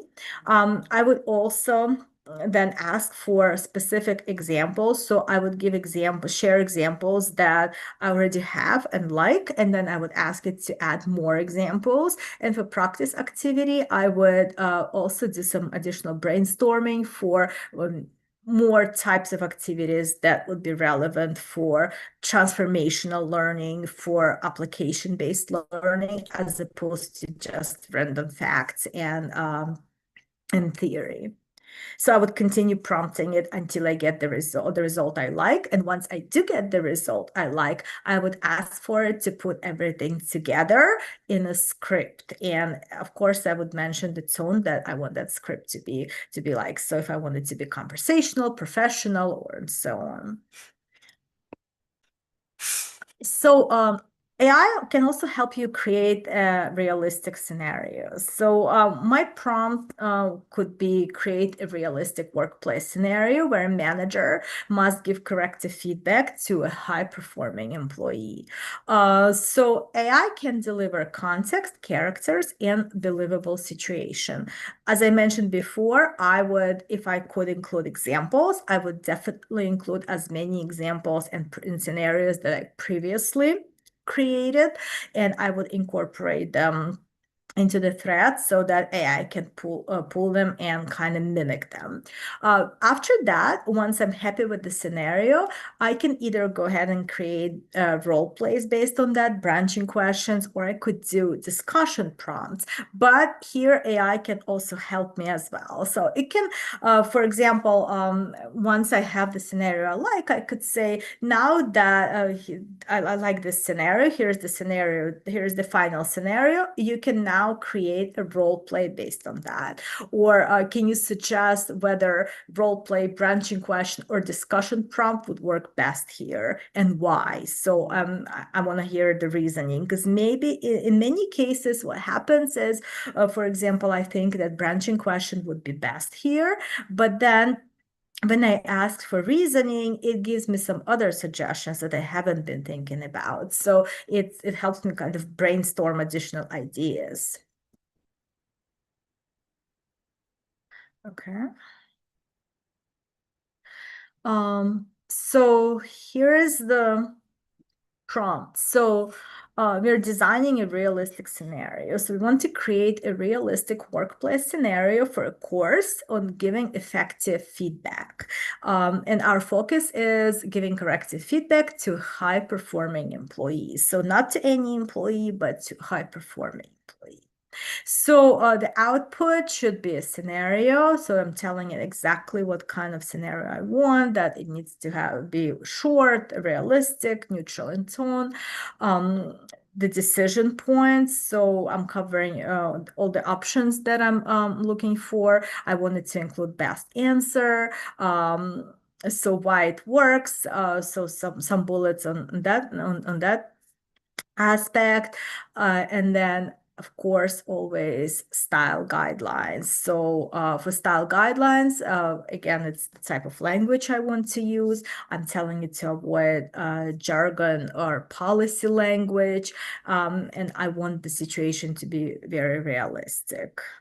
And if I have examples, I would also attach them there as well. And here is the scenario that it produced for me. So Alex is one of your strongest team members. Their work is usually high quality and they consistently meet deadlines. Over the past month, however, Alex has missed 2 deadlines, causing delays. You haven't addressed it yet to avoid conflict, but today Alex submits another task late. You decide it's time to address the issue. And then based on that scenario, you have you have options. So you're asking, what should you do next, right? And then you have options, and then you have your best answer, and then an explanation of why that C is actually the best answer. So I look at the scenario. If I see if I like it, if I do, then I use it. If I don't, then I ask AI to go back and maybe change a character, maybe analyze the character a little more, maybe give additional background information about the character, maybe give additional information about learners, or whatever I think is necessary based on their context and what I'm trying to do here. Then I look at my options and I see if I want any improvements there, and of course feedback. So I do iterative and kind of I keep prompting until I'm happy with it. Again, if you have examples, that really helps it. It really helps it make it more better and the way you really wanted it to be. So even if it creates a perfect scenario, it's always the instructional designer who decides what to cut, how learners practice, what to emphasize, and whether this is actually good enough. So to me, a good instructional designer is absolutely essential in that aspect, even if AI can really help us save time and really brainstorm some very creative ideas. So now I wanted to talk about how I actually make sure that learning builds skills. So we don't want to just create learning that's there, that gives theory and facts, and that's really like makes no sense to the learner. So we want learning that improves knowledge, skills, or really gives the results. So result is what we're looking for. So we always want to start with a real decision. So what decision should learners make differently? What mistakes does my learning fix? So I always look for teaching just enough. So making sure that I don't overteach. And I'll give you some ideas how I do that just a little bit later. So I make sure that I teach one core idea, that my teaching is short and focused, that adults, because we know that adults don't really need everything, but they need what helps them actually act and improve. So I want practice that looks like real work, not practice that's just drag and drop and then they don't know what to do with the content. So scenarios and decision points, I'm really big on that. what would you do next? So I give a lot of hypothetical scenarios, and I create a lot of content that would really resonate with them. And then I would ask them, what would you do next? Or how would you handle this particular situation?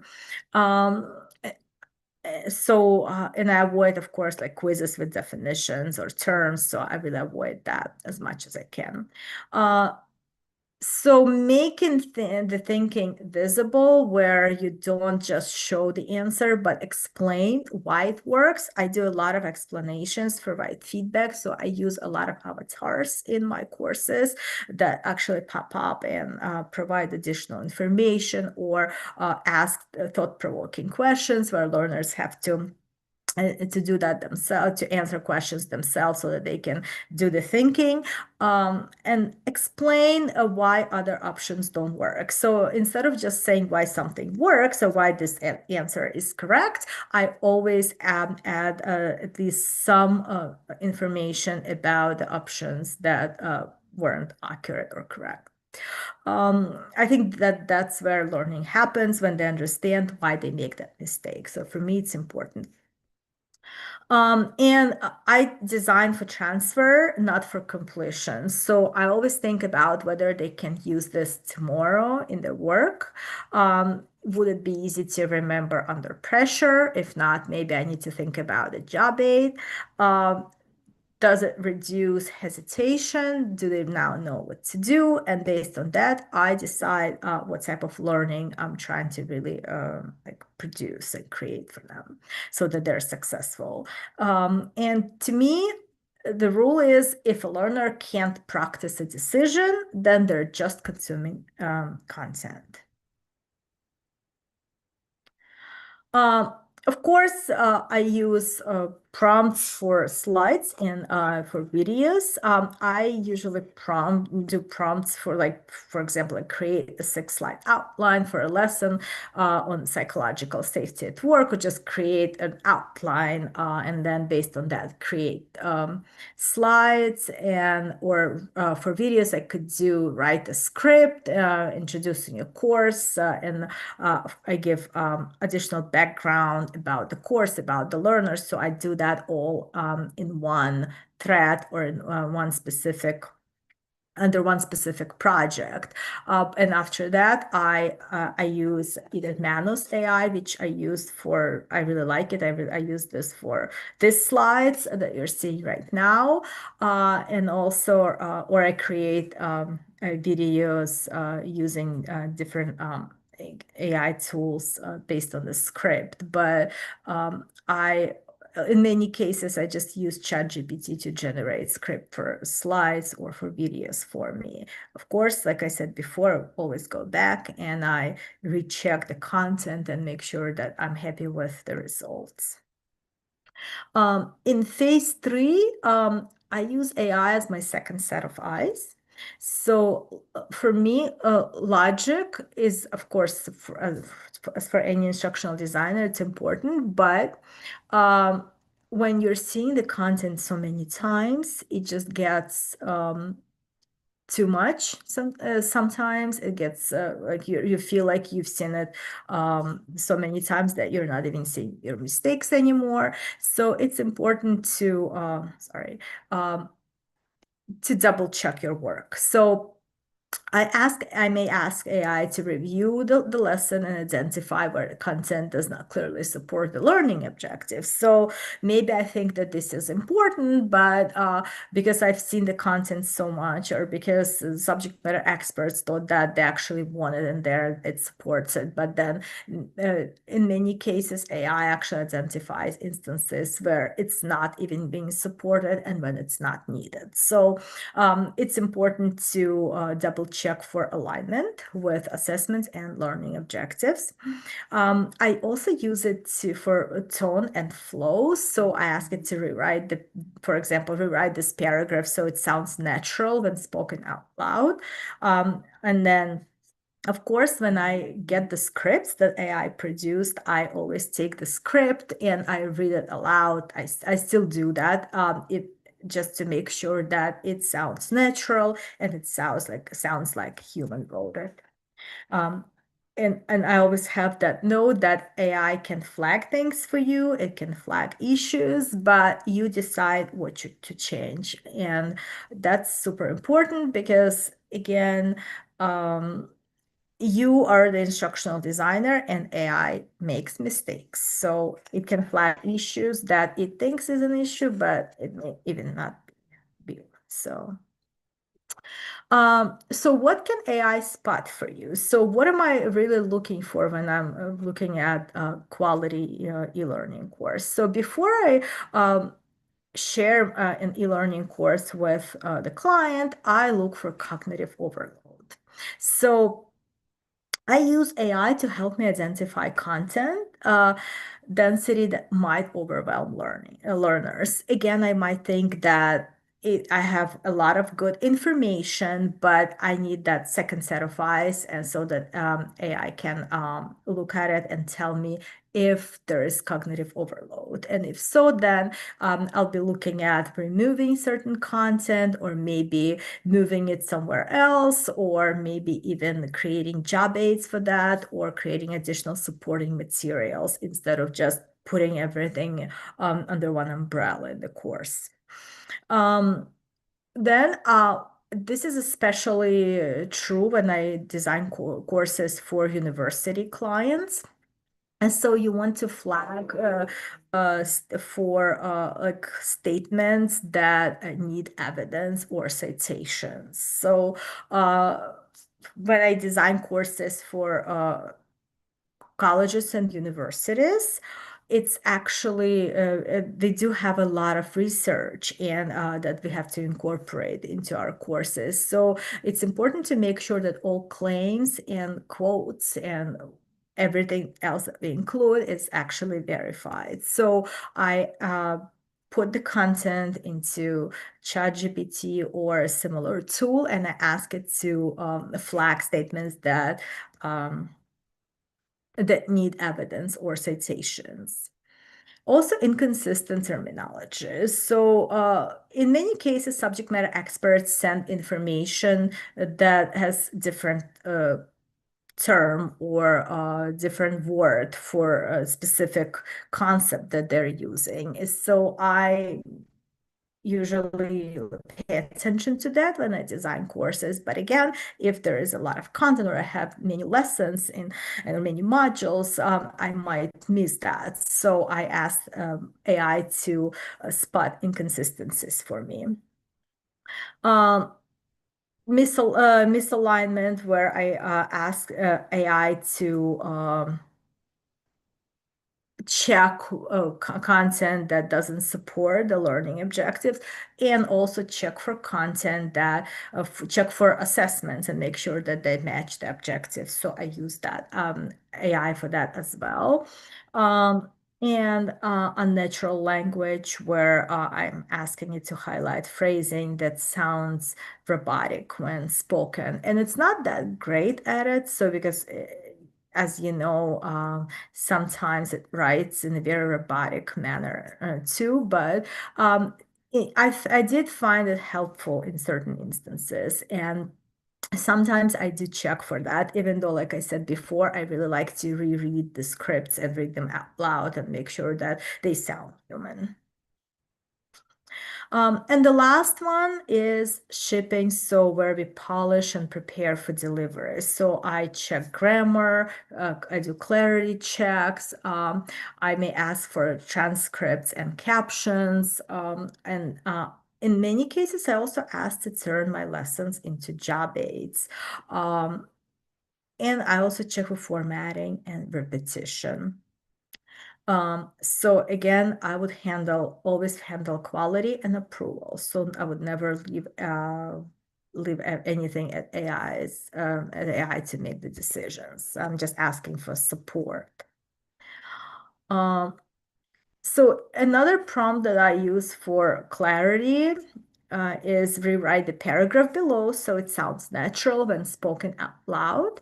And I give it specific guidelines. So keep the original meaning. So if you don't want to add anything. And I always say, like, for example, as you can see here at the end, do not add new ideas or examples. we don't want it to make anything up. We just wanted to use the content that we already provided. I may ask for shorter sentences, for removing abstract or corporate buzzwords. So anything that I need, I would include into on these guidelines. And then as I mentioned at the very beginning, I really like to keep my prompts in one single document, and all the guidelines that I can use and reuse, I keep there so that I don't have to reinvent them every time I'm using AI. And of course, we want to paste all the content that we have or attach if you have the documents. So for plain language check, so for example, if what I had before sounds more like documentation, I can ask it to transform it so that it sounds more like a person. So, so on that slide, using that prompt, I actually asked for that, and this is what it came back with. So this is what it was before, and then this is what it came back with after. So it's much more conversational, and it sounds like a person. Okay. So some of the tools that I use. So today I didn't talk, unlike the last time, today I didn't really talk about the tools that I use for developing courses. I mainly cover the tools that I use for designing courses and for content creation. So ChatGPT is the tool that I use a lot. I like it for when I have to organize messy content that I get from subject matter experts, when I do like lesson drafting, when I have to draft outlines, when I have to do scripting, when I review for the clarity and tone. So I like that tool a lot for that.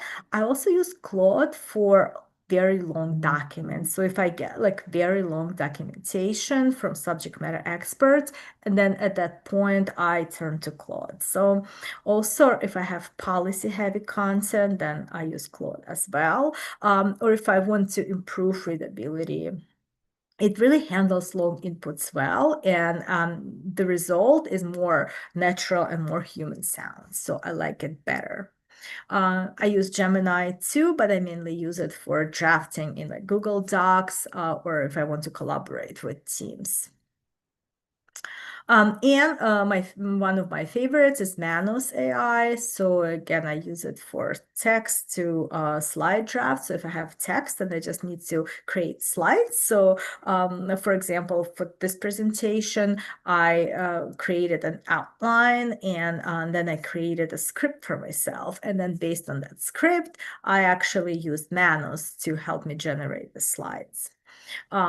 It wasn't perfect. It never is. So you always have to go back and you have to kind of continuously refine the output. But it really gives you that good draft, so you don't have to spend time on designing and graphic design or hiring instructional designer if you don't have an eye for graphic design yourself. And it also saves you like formatting time, and it keeps slides clean. So I really like it. But it doesn't really matter what tool you use because the workflow always stays the same. It's just the tool actually changes. So, and again, AI supports content creation, but you as an instructional designer need to be responsible for learning quality. So it's super important that we always review, and then keep refining until we're happy with the result. So AI should not really, it can help you, but it should not decide on the learning goals, what success looks like. It should not decide practice design and the learner experience. So it can help you with that. You can brainstorm these things with it, but it's not a designer. So you really need to focus on you as an instructional designer who can make this decision and who can double check to make sure that you're happy with this decisions. So the big takeaway here, in my opinion, is AI works best when design comes first. So design thinking plus AI efficiency equals a very powerful combination, and it can give you great results and save you a lot of time.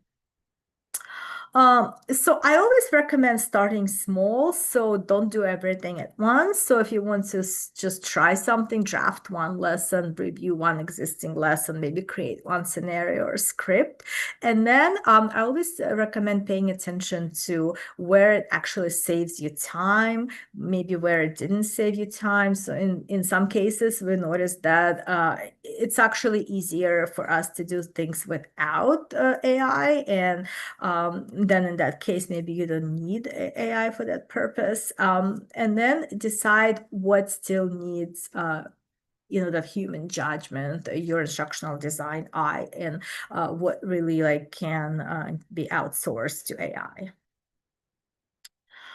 Okay, that's it for me. If you're looking for more instructional design and e-learning content, then please you can find me more information on yourelearningworld.com.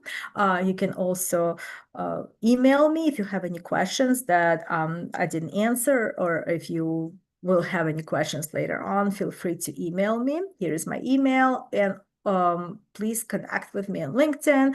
I'm always happy to connect with anyone who wants to connect with me, and I always share useful content and information there as well. And I write a blog on e-learning and instructional design, like I said here on my website. If you're interested in some of the tools or some of the prompts that I use for courses and that I find useful, and as well as templates that I use and find useful, you can also explore some of the prompts here and tools. So this is my course creator toolkit. But other than that, if you have any questions, I'd be happy to answer them. Thank you. Thank you, Marina. Okay, so we have about 10 minutes, so I think it's time for us to now jump onto the Q&A section. But not only for Marina's, let's go for all of the sessions because none of them had enough time for the Q&A part. So very positive, great session, Marina. We had a lot of good feedback in the chat. I'm sure you can check it out right now that you're done. So let's go ahead with the final session, which is the Q&A. I have saved a few for all of the sessions. I will pick a few, of course, if there is, we will answer as many as we can. So let me see, because we've saved a few. And I guess I could start with session 1. So Panayota, maybe I could address this to you. And then I'll do a few for, the Theodosius and then Marina as well, of course, because you guys have quite a few questions. Okay, so I have quite a few. I'll pick one over here. So as an expert in AI instructional field, is there a breakdown of which LLMs are best suited for specific tasks that is updated regularly to mitigate environmental harm and increase efficiency and accuracy? Okay, Panayota, cool. let me Thanks know for if the you heard that. question. Or of course, if any of you guys would like to take that on. Yeah, sorry? Thanks for the question. I think we still have a Go short ahead. delay, right? So I'm gonna give an Yeah. answer, and I think also Marina and Theodosis touched upon a few points that refer to this question. For example, in my opinion, different LLMs have different advantages based on the task that you are at hand.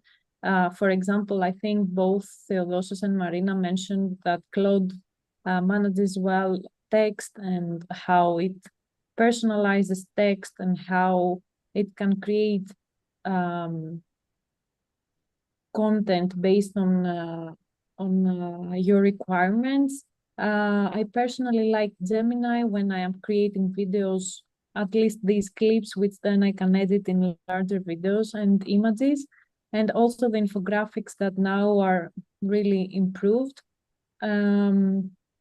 With ChatGPT, I usually go for data analysis. I also create a lot of custom GPTs that focus on particular tasks over there. So we analyze user feedback and we turn it into actionable insights that we can use in product design.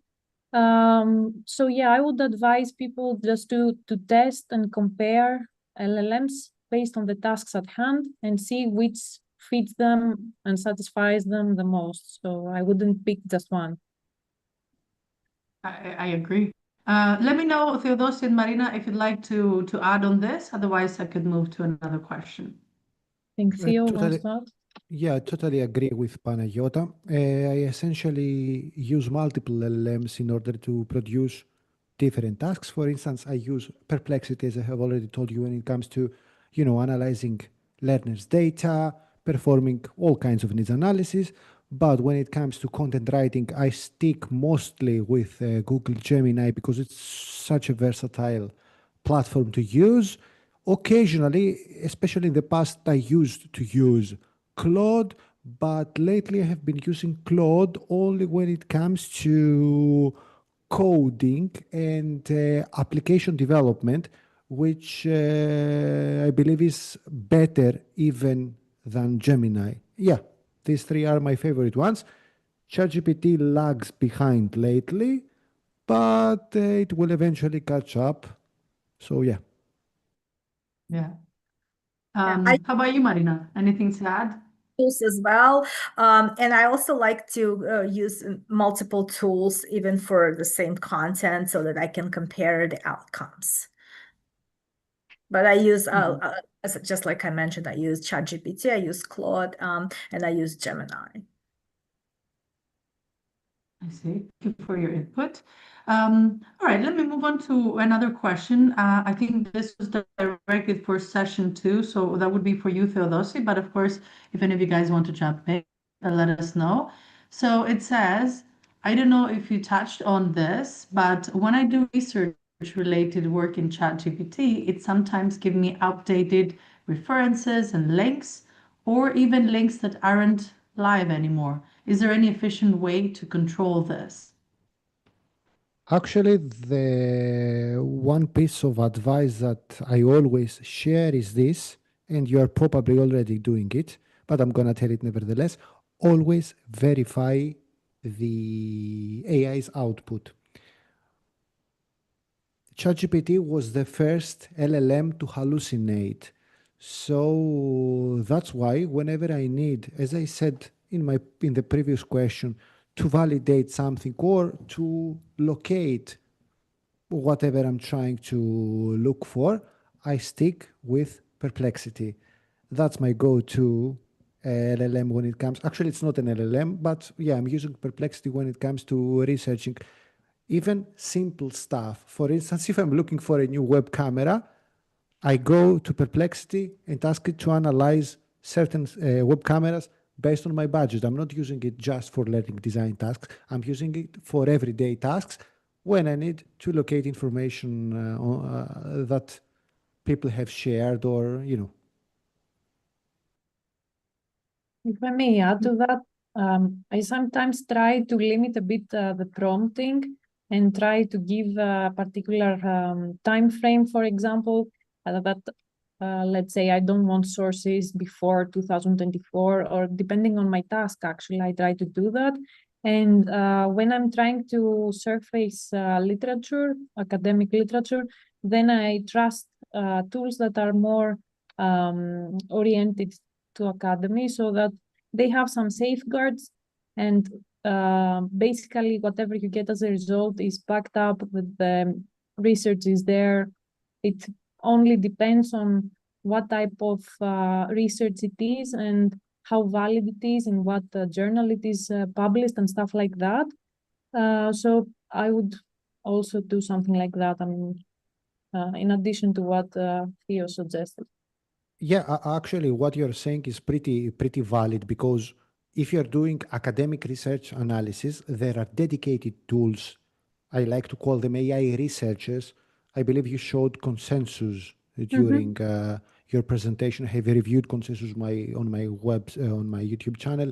There is Thesify, there is Typeset, which is now called SciSpace. There is a variety of tools. Even Notebook LM, as I showed you, is pretty solid for research, but I love Perplexity's versatility because I can use it for several research tasks, not for academic only ones. Plus, because I think somebody asked it in the comments, Perplexity is freemium, which means that you can use it freely, but there are some limits on the number of pro searches one can request per day, which are 3, if I'm not mistaken.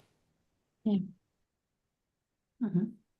Yeah, when I courses for universities, I do not use ChatGPT for academic research at all, because the output it's giving me it's just not accurate, and I can't rely on that, especially when I create courses for like PhD level courses. So I do use Consensus for that, and also some universities they provide their own, I guess, database with AI functionality, and I can use that for that as well. But I always double check the links, and yes, I do always specify exactly the time frame of the research, and usually it's 5 years, no more than 5 years. So as long as I give specific parameters and double check everything, then I'm good to go. Thank you guys for these answers. Let me also ask another one. Was directed for you, Marina, for the third session. Hold on, let me find it. Because there were a few. Where was it? Okay, so Marina, what AI tool do you use to turn messy, so small, medium enterprise knowledge into structure? So I guess that's for you, Marina. So I assume that means the content that subject matter experts provide. As I mentioned previously, I use ChatGPT, I use Gemini, and I use Claude for that. So and then if I work with college and universities, then I use some of their own AI tools and some of the I use Perplexity too as well too, especially when I work with universities. But for the most part, I use a variety of tools where I just take all the content and I put that content into the tool, and then it analyzes it for me, and then I compare the outputs. I know I said that back in August, and I'm saying that again now. I do not like to just use one particular tool, especially when I create courses for academia and universities and PhD level type of courses. So yeah, it's just for me, just a matter of accurately prompting and using a variety of tools and looking at the output that I like, and then reviewing the information for accuracy. Yeah, that makes sense. If you guys have anything to add on this, feel free. I was thinking that we haven't tapped a lot on No? Elisa, if I may add something. I think we haven't discussed a lot about all of these apps which you can do prototypes and vibe code and stuff like that. So another way might be for some people to start creating tools basically for that particular task to satisfy their needs, like how they can collect the feedback from a subject matter expert, analyze it, and create like a short workflow over there and have this up for a repeated use. Someone could say that this could also be a solution. I don't know. So those, do you do something differently or? Yeah, I do. Is that a question for me? Please go ahead, Go ahead, Marina. Yeah, Maria. why Go not? ahead. Okay. Yeah, I use different tools for prototyping. I use Gemini a lot for that. I also use Figma AI for that too. And also there is UX Pilot. It's been working well for me. So it creates like wireframes and things like that. So basically, these are pretty much 3 tools that I use for prototyping. When it comes to me, I'm using Google AI Studio whenever I want to build an AI app or even a website, stuff like that. But because I've got a dedicated team of graphic designers in the organization I work at. all of them are pretty good, so there is no need for me, to design essentially something for work. Aside from the fact that whenever I want to create an app to test stuff or to showcase something, I use Google AI Studio, which is free. Everyone can test and create and test their own apps. When it comes to, publishing these apps, this is another story. Then you gotta pay. But if you wanna practice creating and see and establish a starting point that you can share with a developer or to eventually build the app and have it go live, then you need to pay a fee. Aside from Google Gemini, there is another paid tool which is affiliated with me, but it's a pretty solid one. It's called Abacus Chat LLM. Not only it allows you to build things with its own agents, but it comes packed with all the major chatbots. So it's actually one subscription for different tools, for several tools. But this is I don't want to dive deeper into it because it's a paid tool and I'm not into promoting anyone here. Cool. Thank you, guys. All right, thank you guys for your answers, for your sessions as well. I think we're almost done with the time, so we will wrap up. A lot of people requested that we show them a little bit about how they can access the space for the on-demand content. So for Marina, Theodosi, and Panayota, if you can stay. I will give them a short little walkthrough. If you have to leave, thank you a lot for your presentations and your sessions today. And I think we can all agree they were all equally interesting. So thank you guys. And Thank you, Elisa. I will start sharing my screen for all of you that had questions on how to access the space. So hopefully you can see my screen.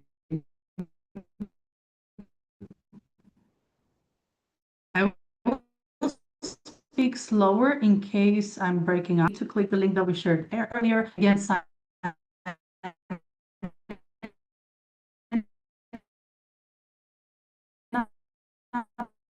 is free. You just from the top. I'm already signed in. So you just go in here in the link that we shared. You create an account on the spot from the top, and then you will see this page, or you sign in.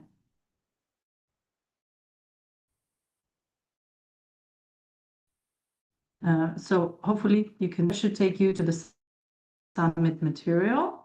So in here you can see, for instance, the agenda.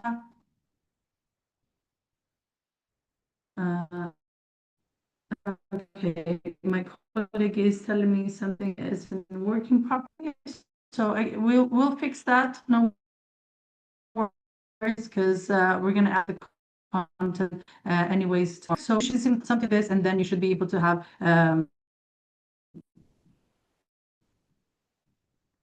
access over here.